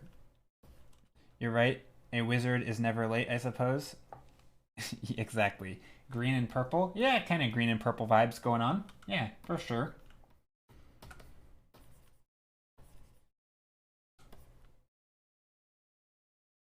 So yeah, I'm not a big fan of detailing stuff, but I do want to try it. There are some, I don't know, like I like to push, I guess, what you would call style, but not really style, just different art aspects.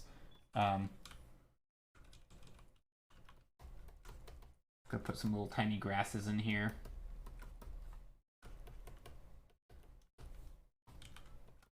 So I'll try and make it a little more cozy. It always looks detailed, though. Well, it's not really detail. I mean, I guess it depends on how you define detail, but I do. I mean, I guess I do, right? I'm trying to refine some shapes. So, like, for example, this shape right here, do I want it, like, how do I want this shape to look? Where do I want the light to go? Is this just falling into the abyss? And the answer is, well, let's put some overlap, right? Just like we would with these. So sometimes just editing the shape.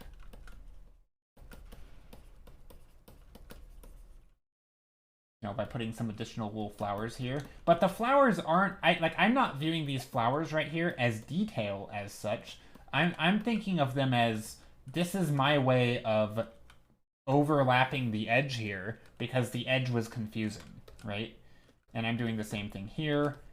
So again, it ends up looking detailed, but really all of this is nothing, right? There's not just random blobs, but right here you can start to see some, maybe these are flowers or something.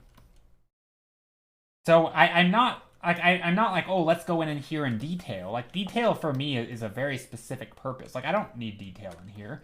But what about right on the edges, right? Maybe I want to rough up the edge a little bit, because these flowers, you should be able to see them against, it's like the sea of blue flowers. Well, what about against this yellow background, right? We have this yellow, where the yellow meets the blue. Well, it would make sense to be able to see the edge here, right?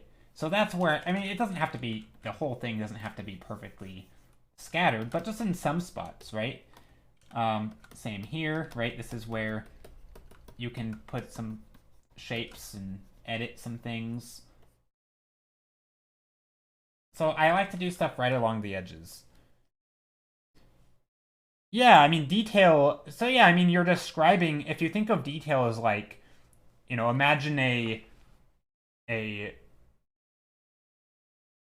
it's more for function. So, I mean, imagine you have a coat that is made out of, I don't know, macaroni, right?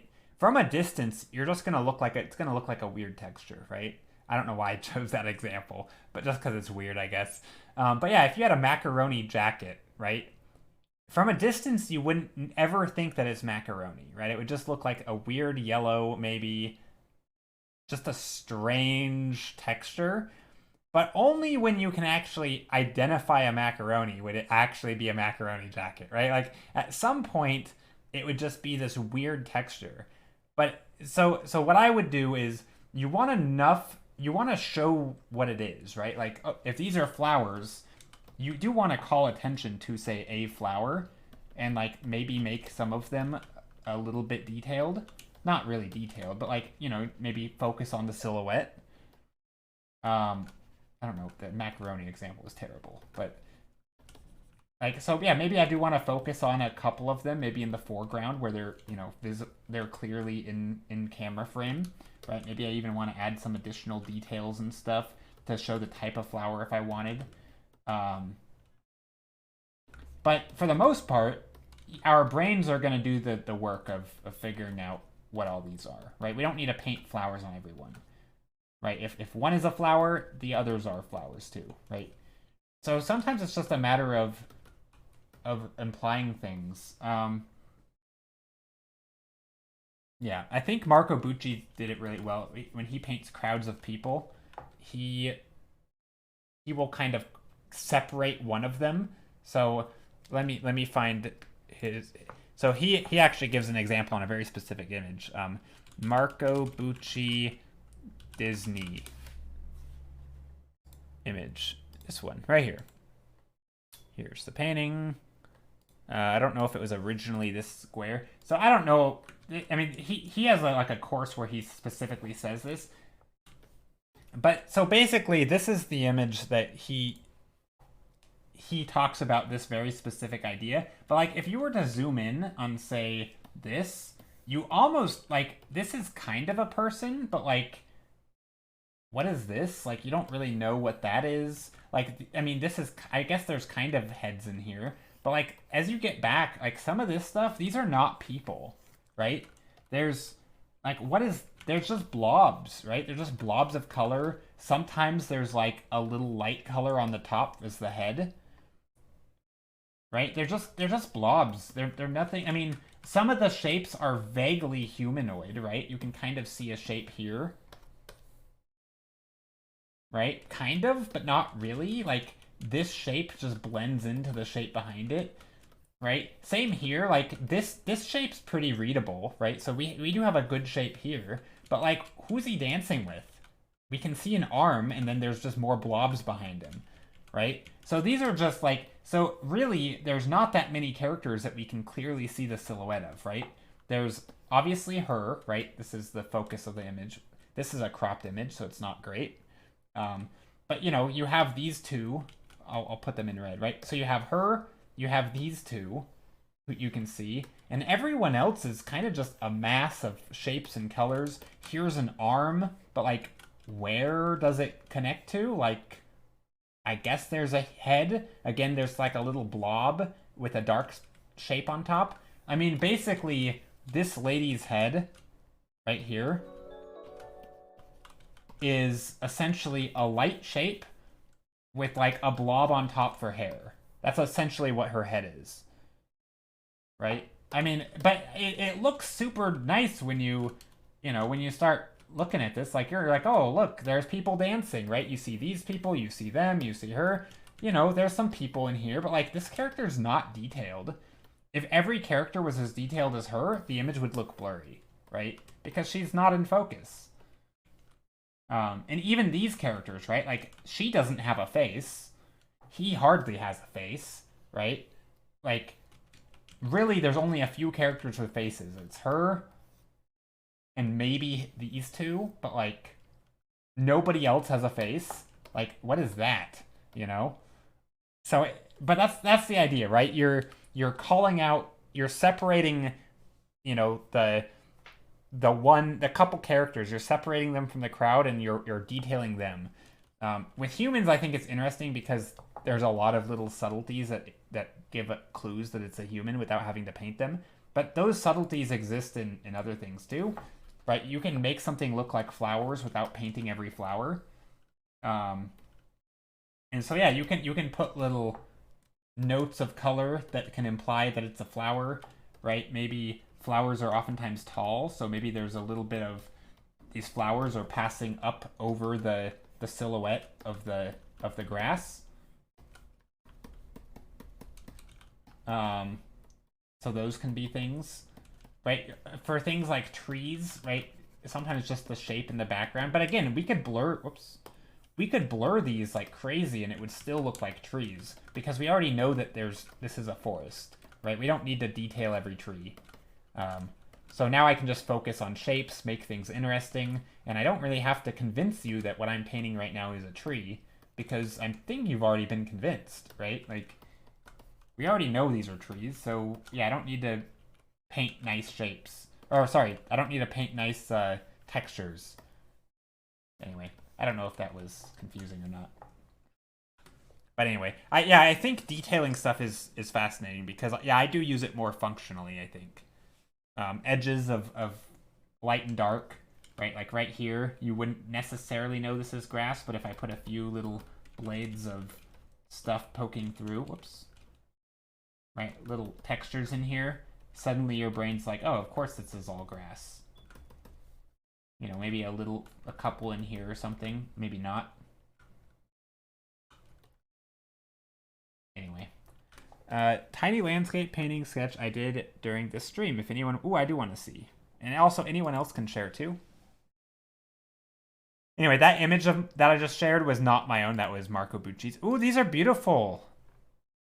Oh, I love these. Hey, I see like a little screenshot on there.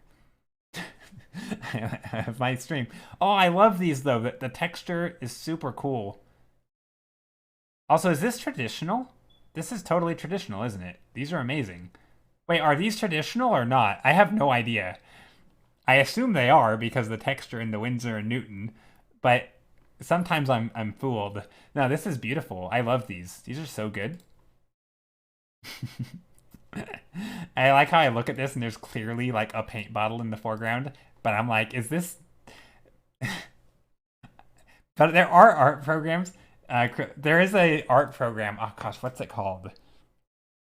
I remember somebody posted it, but it's a digital painting, but when you export your image, it puts it on an easel and it gives it a texture and it puts like paints in front of it and like it layers things in front and it looks like it tries to make it look like a traditional painting by putting like photo realistic stuff into the image with it.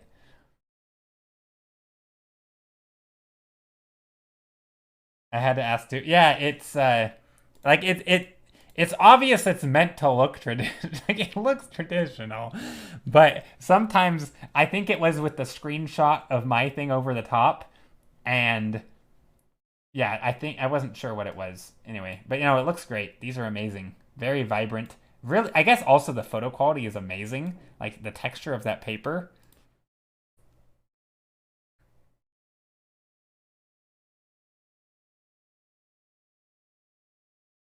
Does it look believable? Oh, the art program? Yeah, kinda. That I'm talking about. Yeah, it does. I don't know what it's called. I'll have to ask someone. But if anybody knows what I'm talking about, feel free to put the name of the program in chat. Yeah, it kind of looks believable. I mean, if your painting looks overly digital, it's probably not going to convince people that it's not painted digitally. But the setup was really good for the anyway. But yeah, those are beautiful. I love them, KG. That makes me want to do traditional more. A little bit, kind of. Until I actually start doing traditional, then I'm reminded of why I don't like traditional. Um, but yeah, it's definitely inspiring.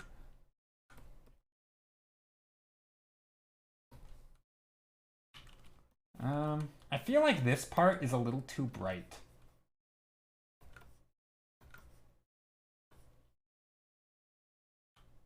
Like, it's nice and all, but just doesn't need to be this bright.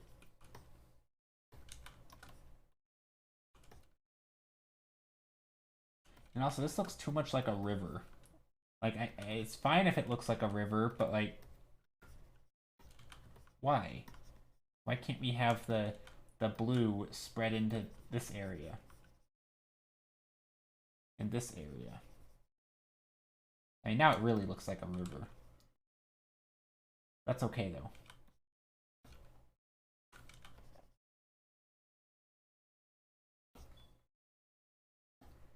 Okay, so now I want to focus more on shapes. Because some of these trees in the background just aren't very appealing. Also, we have, like,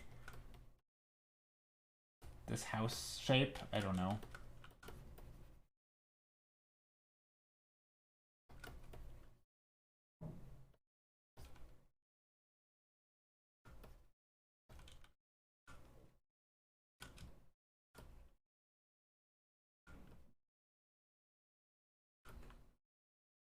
If you want a great traditional looking art software, check out Rebel. Yes, Rebel is great.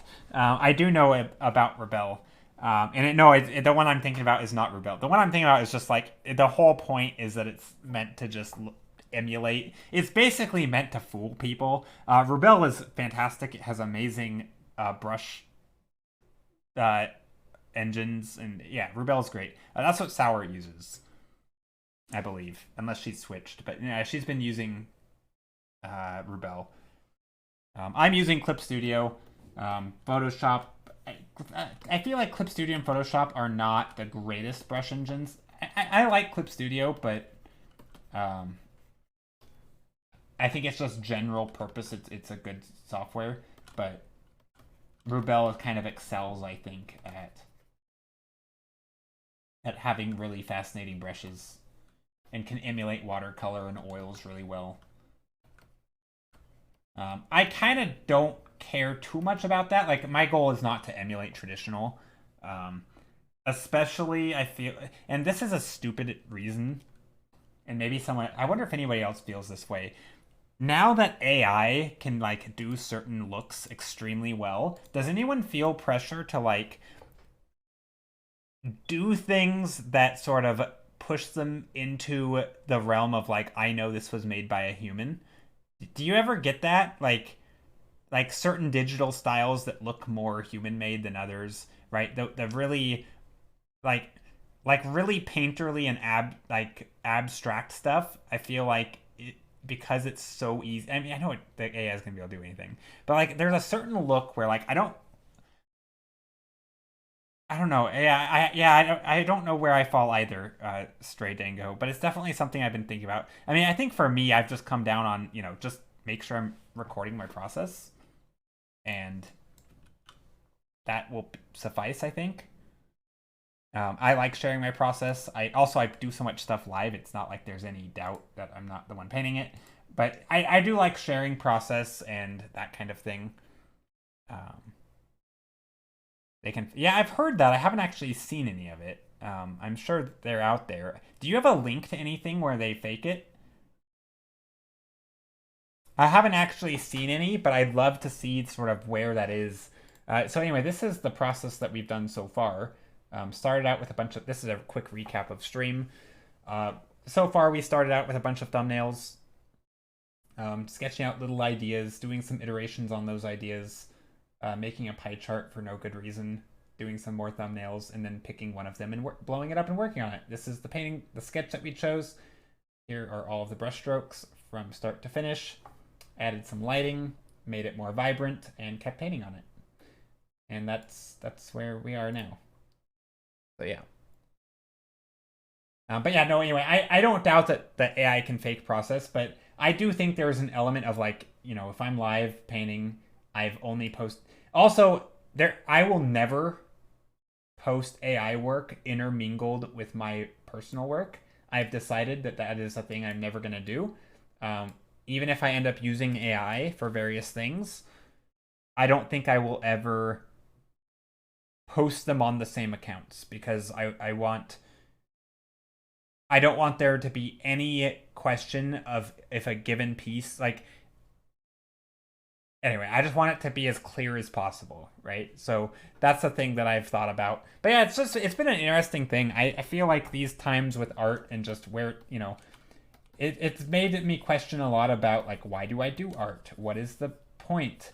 Not in like a negative way, but like I like to know, like, almost like a New Year's resolution style, like a recap. Like, let me just take a step back, reevaluate, and remind myself, and like come up with these answers again, because maybe my answers have changed.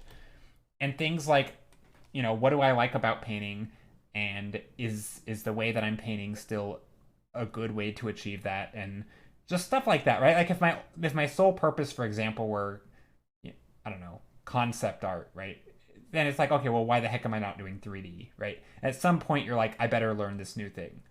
But I think it depending on your goals, and I think AI has kind of called some of that into question. Because if the goal is just to make a pretty picture, well, now there's lots of ways to get pretty pictures. And if all it was I have an idea and let me put some version of it out there, like, well, AI can do that. Not counting the thievingness of it, but yeah. This looks good. Thank you, Monkey Man. I appreciate it. Yeah, I'm pretty happy with it. I really kind of pushed the vibrancy a little bit from what I normally do.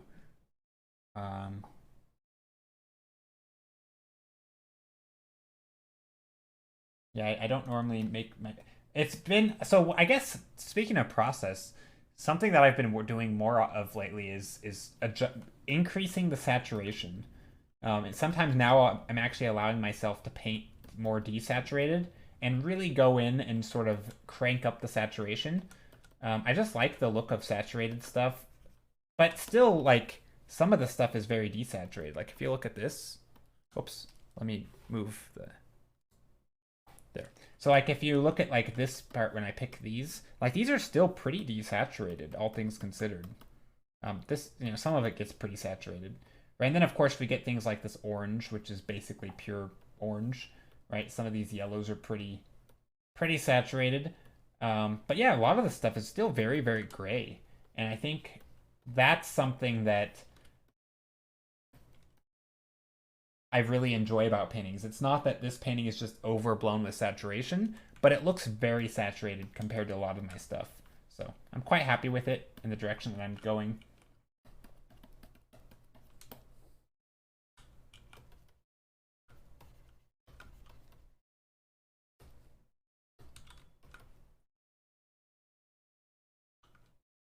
This looks pretty good, but you are going to work on it more and fully finish it because that would be great.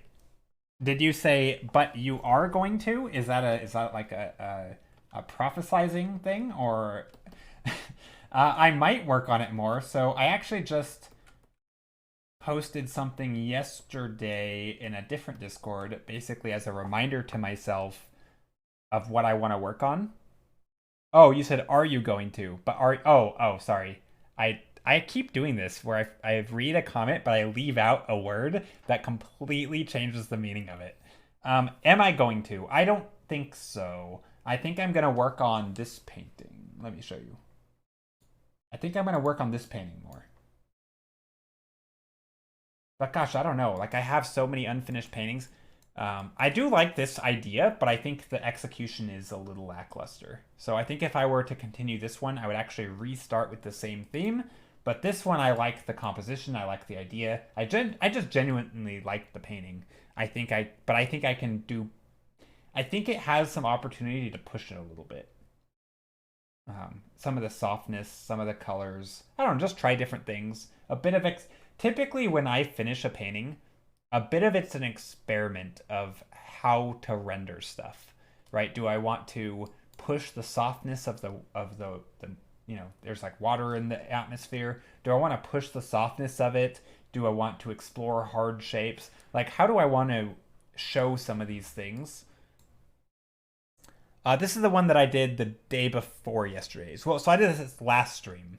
I did this on Thursday, but I don't stream on Friday. So this was last stream's painting. This is this stream's painting. Obviously, this stream's painting, well, stream isn't quite over yet, but we are going to end here very soon. So, but not yet. We still got some painting to do. You had to cut out before the end? No worries. Thank you for being here or there.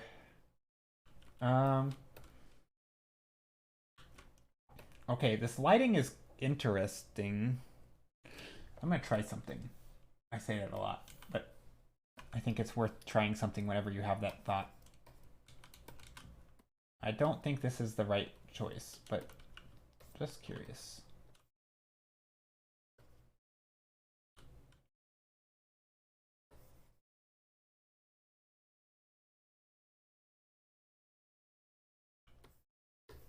No, I don't think that's good.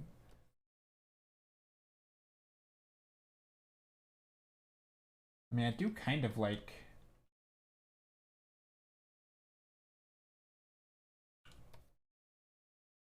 Maybe not the tree. The tree can be brighter.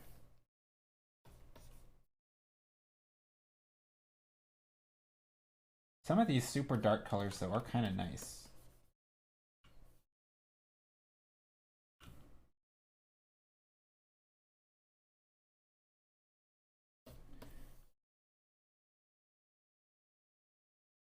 So I do think I will keep those in the foreground.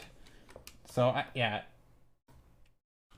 Actually, I guess what I could also do if I were to finish this is come in here with like a softer brush.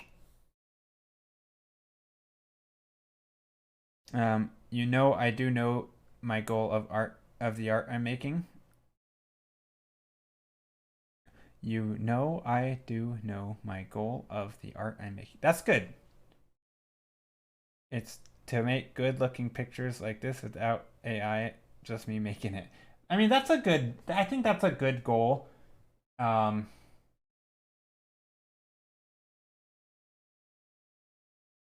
I mean, I would never tell someone their goals are bad. I think at some point though, and I wonder, and maybe I'm just speculating here or thinking, I feel because it takes a tremendous amount of work, right? Like, you obviously have to keep on painting, you have to really love it. And I wonder, like, if the goal is just to get your ideas on the page and just to make art, I wonder if at some point that won't be enough motivation. And I hope I'm wrong. Because I think at some point it's like, well, why not just do it the other way, right? Why not just make art a different way? And obviously there is an element of I made this, which is super fulfilling. And I think that is something that is always really cool to have. Obviously, there's a lot of reasons, but yeah. No, that's good. I mean, I think there's even an argument for why keep doing it just from a like a scarcity thing. Like, what if in 20 years, like, if some like unless there's just more artists in general, but like let's imagine going back to our pie analogy, right? You have the pie of all the artists in the world, right? Of everyone who calls themselves an artist or who dedicates any amount of time to art. Um, right? Like we just had like, you know, before it was like traditional was the only game, right? If you were an artist, you did traditional art. And then the pie got, you know, got broken up into, oh, now we have some portion of these artists do digital and some, you know, but even in traditional, right, you had sculpture and painting and whatever. But now it's like, okay, well, of all the people who do painting, some portion of them did digital, and of all the people who did sculptor, some of them also went digital, right? And now you have, you know, some portion of the people who do painting, right? Maybe some of them will do AI, right? So now you have like, you know, 3D AI. I don't know, whatever. That's not 3D. That would be right. You get the point I'm making, right? So you might have like this pie being potentially split up, and if you're left in that remaining thing, like I think there's something to be said about having this skill that you've been. I mean, if it takes like, you know, 10 to 20 years to learn this thing, you know, and you're in this little tiny group, like how many people starting today, right, are gonna grow up and be like, you know, I mean, they might want to be artists, right, and they might make images, but like with your specific skill set, right, that you're learning, it might be less common, right, because there's more angles and areas that people could move into, right? They might move into this area, or they might move into this area, or they might move into here. So obviously, if you're someone who is really good at this one and this one, right, this might be a unique combination that isn't super common. And I think that has a place in well, in just making money from art, and also just I think it's kind of cool. Like people are gonna like wow, you're one of those people. You still paint the old way. I mean, I don't think traditional art's ever going away, right? Traditional art is never going away, but there is. But you may not have as many people starting digitally, right? I don't know. Maybe not. I don't know. Who knows? Not me. I don't really care. I'm gonna keep doing what I'm doing. I love it. I love learning about art. I think for me the big thing, honestly, is the academic. Like I don't consider myself an academic artist really, but I love sort of the learning about art. I mean, I think image making, more specifically image making. I think composition and storytelling and design and anything to have to do with showing an idea visually, right? It could, I mean, even like layout and design, like everything kind of has this little overlapping thing. It's like, how can you communicate with images?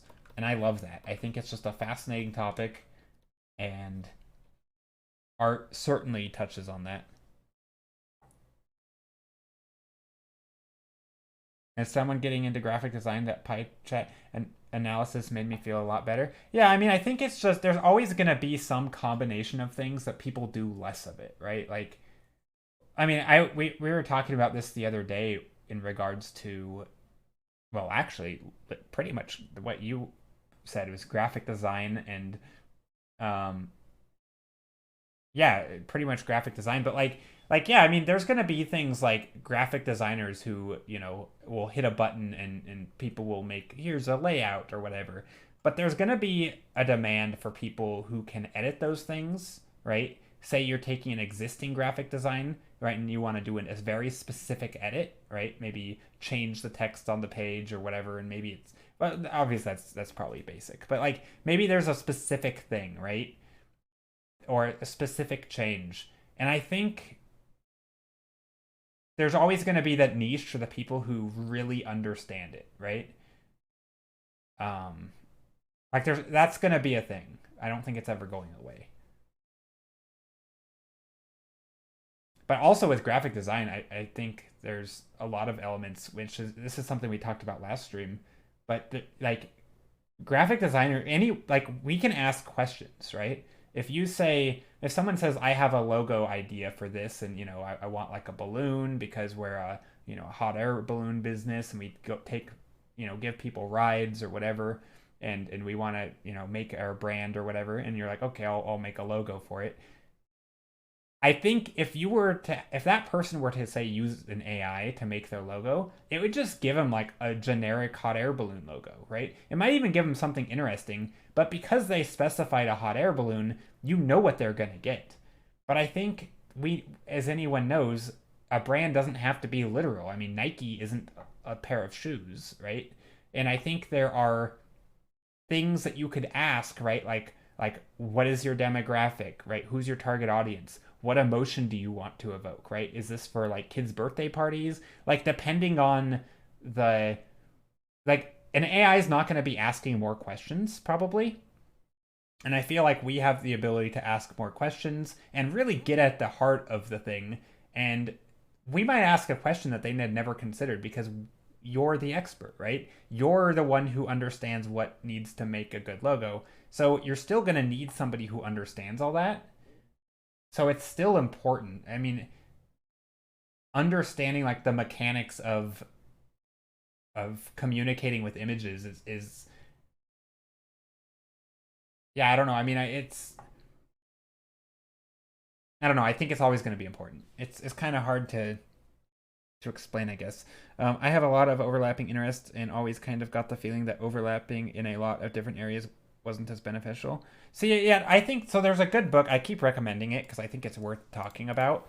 Um, the book is called Range: Why Generalists Triumph in a Specialized World. I don't know if I'm sure there are. I thought it was a really good book. Um, that book. Does Goodreads work when I link the thing? Anyway, I don't know. So that book I thought was really good, and that book basically makes the case for what we're talking about, which is overlapping interest is a good thing. Um, and it's I think it hits on a few really important points, which is if you were to take 10 people, right? Or how do I describe it? But basically, the more unique interests that you have, you might become pretty quickly the only person in the world with those certain subset of overlapping things. And I don't know if you even like reading books, maybe not, or not. I listen to an audiobook. But I thought that was a good, like, and I think that book applies especially well to creative fields because you're, I mean, as a creative field, you're kind of combining things anyway.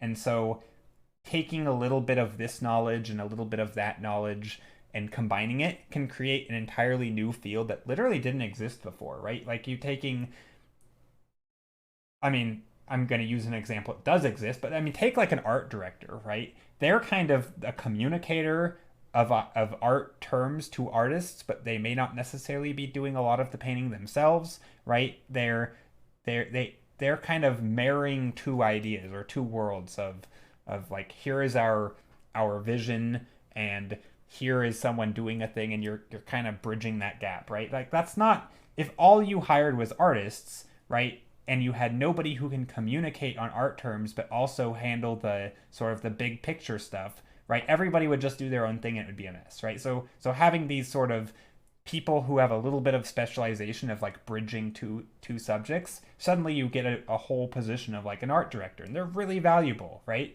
Or a director in general. A lot of fields are very multidisciplinary, right? They're working with a lot of different people. They understand a little bit of a lot of things, and they actually in that book they list a whole bunch of things like fields that literally didn't exist before somebody sort of diversified. Um,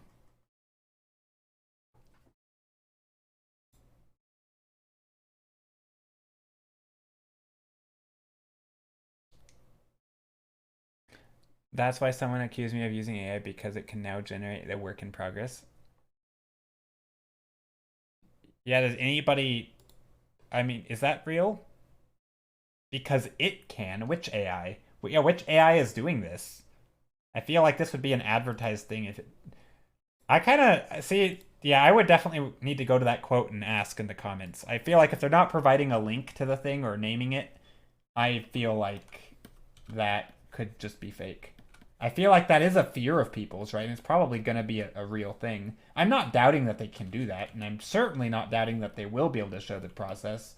But I feel like there's been a lot of like fake, like people afraid of, like AI's this big thing. Let me dial it up to 11 and then kind of put it back into the system and say, look at this scary thing. And it, I don't know if that's, I think it said in the comments, but this is a screenshot. Yeah, I'm sure it's out there. I mean, I'm going to save this screenshot. I'm going to look into it because I'm curious, but I'll just look at their screen name, which is, you know, Coachy003S, and easy enough to find them on Twitter and see what they're all about. Yeah, I'd be very curious. I'm like I say, I'm not doubting it, but and I almost guarantee you it'll be a thing if it isn't already. So even if that is fake, but that's kind of the thing. I think sometimes,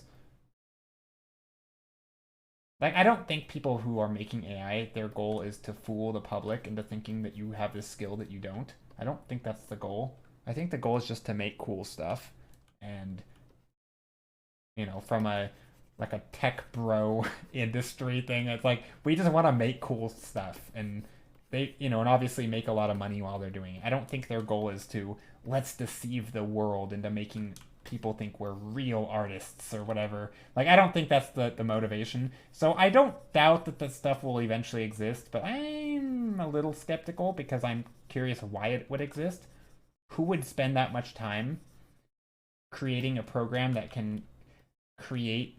I mean, I guess maybe what you could do is put the final image into an AI and specify a line drawing, right? Maybe then it can create a line drawing. Then you can say put the line drawing in and say flat colors. I don't know. I'd be curious, but yeah, I don't actually know. I'm kind of honestly, I'm just kind of waiting and seeing what's gonna happen. I'm very, very curious with AI. I think I know what the motivation is just from that. From that tweet? Oh, I'm not going to try to guess what the tweeter's motivation is. I mean, it could be whether it's true or not. I don't know. I'm not really worried about that. I would just go, like, on stream, I can't really talk about it because I don't know anything. I haven't looked into it, and that doesn't feel right to do. I'm not one to bust out pitchforks. But yeah. But I feel like anytime there's a big sort of scary thing looming, there's always going to be people being like, and I'm not saying they are, but there's always going to be somebody saying, this thing has affected me, it has changed my life for the worse. And it's like kind of upplaying it or upplaying it. That's probably the right word, right? Like making it a little bit worse than it actually is. Not to say that it won't ever actually happen, but I am curious. I don't doubt that AI can make progress shots, but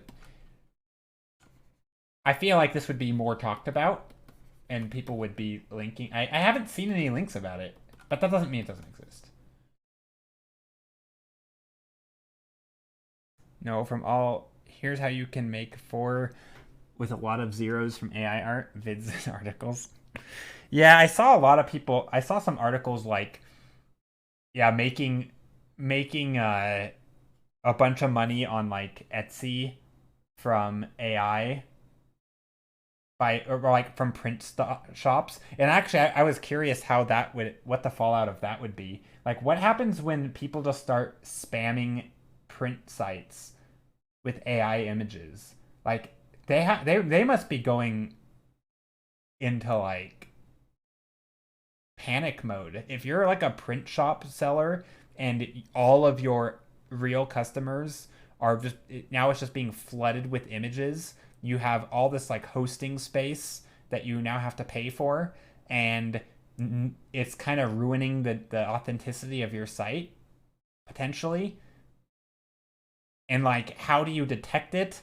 What do you do? Like, oh man, that must be scary. Like, I don't Yeah, I don't know what you would do. It would be extremely frustrating. I mean, not only as a business person, but also somebody wanting to buy art. Imagine you get art and you learn that you just paid like $60 for someone pressing a button who's, you know, not only that, you just paid for essentially stolen art. Like, not only is it ethically questionable, you essentially got swindled. Like, so from the customer standpoint, I'd be pissed. But from the print store, they'd be pissed too because how can you run a legitimate business when people are lying about being the creators of the work? Um, because don't you have to pay a cut to the site? Oh, true. I guess the sites would, well, only if it sells, right? Yeah, you would only sell to a print. So the print sites are only going to take a portion of the sale, but you don't pay beforehand. You pay after. So it doesn't really affect you in the way that you're thinking, I think. Um, Definitely an inflated market with fake product. Yeah, that would be frustrating. Gunner Goods, how are you? I was following an artist I really thought was making cool stuff with everything labeled digital artist, digital art, and then they changed the title to AI prompt engineer. I was so upset. I mean, I think it's cool that they're at least upfront about it. I mean, I don't have any issue. Like, this is might come as a surprise to people, but I don't actually have any issue with AI in theory. I do think obviously people, you know, the ethical side there is still super murky. There's no laws, right? I am hoping that laws come down and says what is and isn't okay, and can, obviously a lot of people's art is essentially being spit back out by the AI, almost one to one, and but in some cases just so clearly you can identify exactly the reference images it used. And other times it's more of image in a blender type of thing, but not counting the ethical implications. I actually think AI is kind of cool. Um, but I also, yeah, I don't really hate it. I just think you should be honest about it, right? I mean, just like if you're doing something with 3D, don't say you hand sculpted it, right? If you do something digitally and paint it, don't say it's traditional. If you do something with AI, don't say it's a painting, right? Say it's AI generate artwork, right? I feel like there's a we need to be a little bit more honest and not try to deceive. What's up? Nice to see environment art on the site. Ah, thank you. Yeah, there's a few of us out there. There are a few of us. We're actually gonna go and raid one. No, no, we aren't. Maybe we will. Hold on. I don't know. Skittle's not live. He's playing D&D. But we might. Well, we're gonna go raid somebody here pretty soon because I am coming to the end of my stream. I've been ranty and slowing down in the painting today. But yeah, so this is what we did today. We do a new painting pretty much every stream. It's not a full painting, obviously. It's not rendered and it's not, there's not a lot of detail. But it's kind of the layout, the basic structure. I guess I can share the time lapse since this is the last thing I'm doing.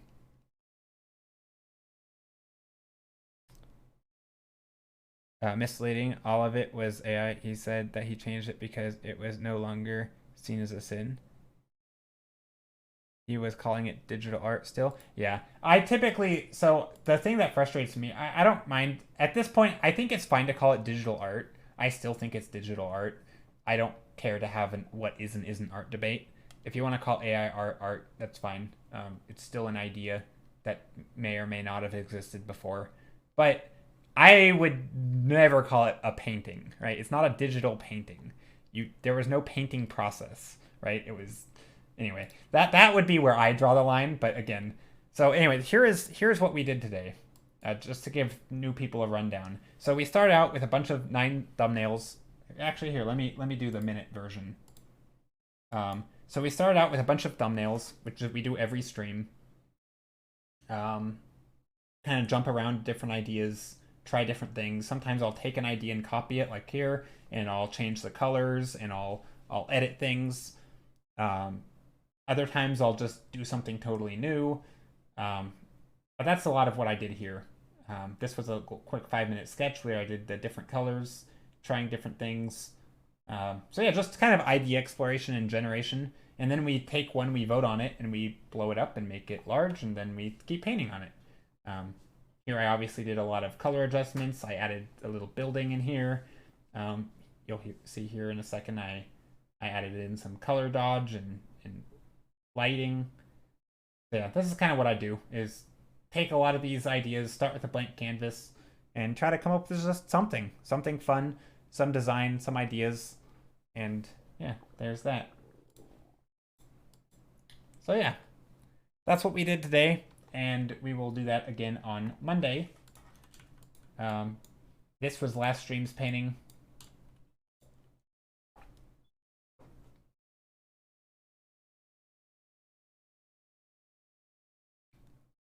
You're reading about the process, and apparently you can generate a sketch and feed it back in and generate colored iterations. Okay. I was thinking that might be how it works, where you kind of tell it to do the next step. It sounds tedious, though. Like, that sounds like a lot of work to deceive someone. But I'm sure someone will automate that process. Or you might even be able to write in, like, portrait painting process, and it will just spit out, like, a template where it shows like 1, 2, 3. I don't know. I'd be curious. But anyway, so yeah, this is what we did today. And thank you all for being here. I realized I got a little ranty there at the end about subjects that are probably not that interesting to most people. But hope you all have a wonderful rest of your weekend. And if you would like, we have a Discord. On Sundays, we have been starting to do like arting together sessions. I start out the morning with about an hour of just watching like tutorials and random art videos, and then after that we move to either another channel or the same channel, and we basically just paint. We can have voices on or off, doesn't matter, you don't have to talk.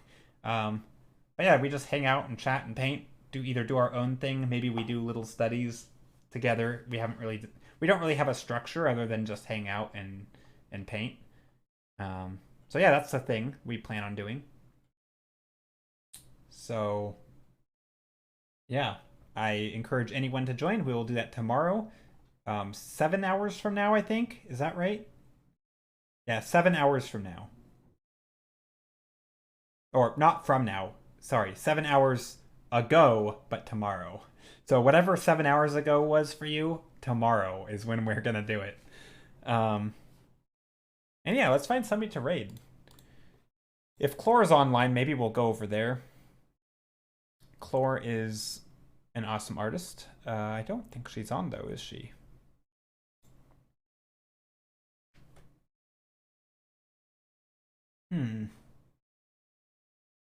Oh, hey, AGDQ is a thing. That's currently going on. Okay, well, that's what I'm going to watch. So I'm just going to raid somebody and kind of drop people off. And I need to get some food, and I'm gonna probably watch some speed running because I enjoy speed running, and although I don't really care for what they're speed running at the moment. But yeah, we're gonna raid somebody. I don't know who though.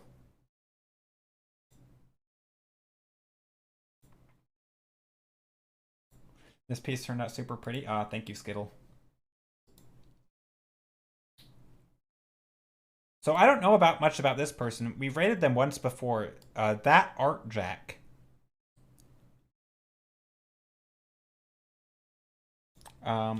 We've rated them before. Again, don't know much about them. But they are doing a speed painting. And I think when they say speed painting, they mean actually speed painting, not like time-lapsing. Yeah, they're painting very quickly.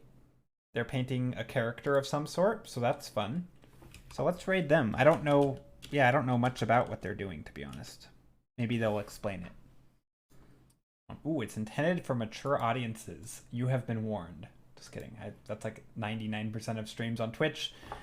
But yeah, thank you all. Take care and have a fantastic rest of your week. And I hope to see you either tomorrow in Discord or just on Monday, another stream. Maybe I'll do like vertical paintings or an indoor scene or something on Monday. I don't know. We'll see. Take care. Oh, we also have a raid call. You can copy paste and spam it a little bit when you get into the the other stream. Yeah, take care. And yeah, thanks again for the follows and the sub and all that. The follows, the subs, the rates.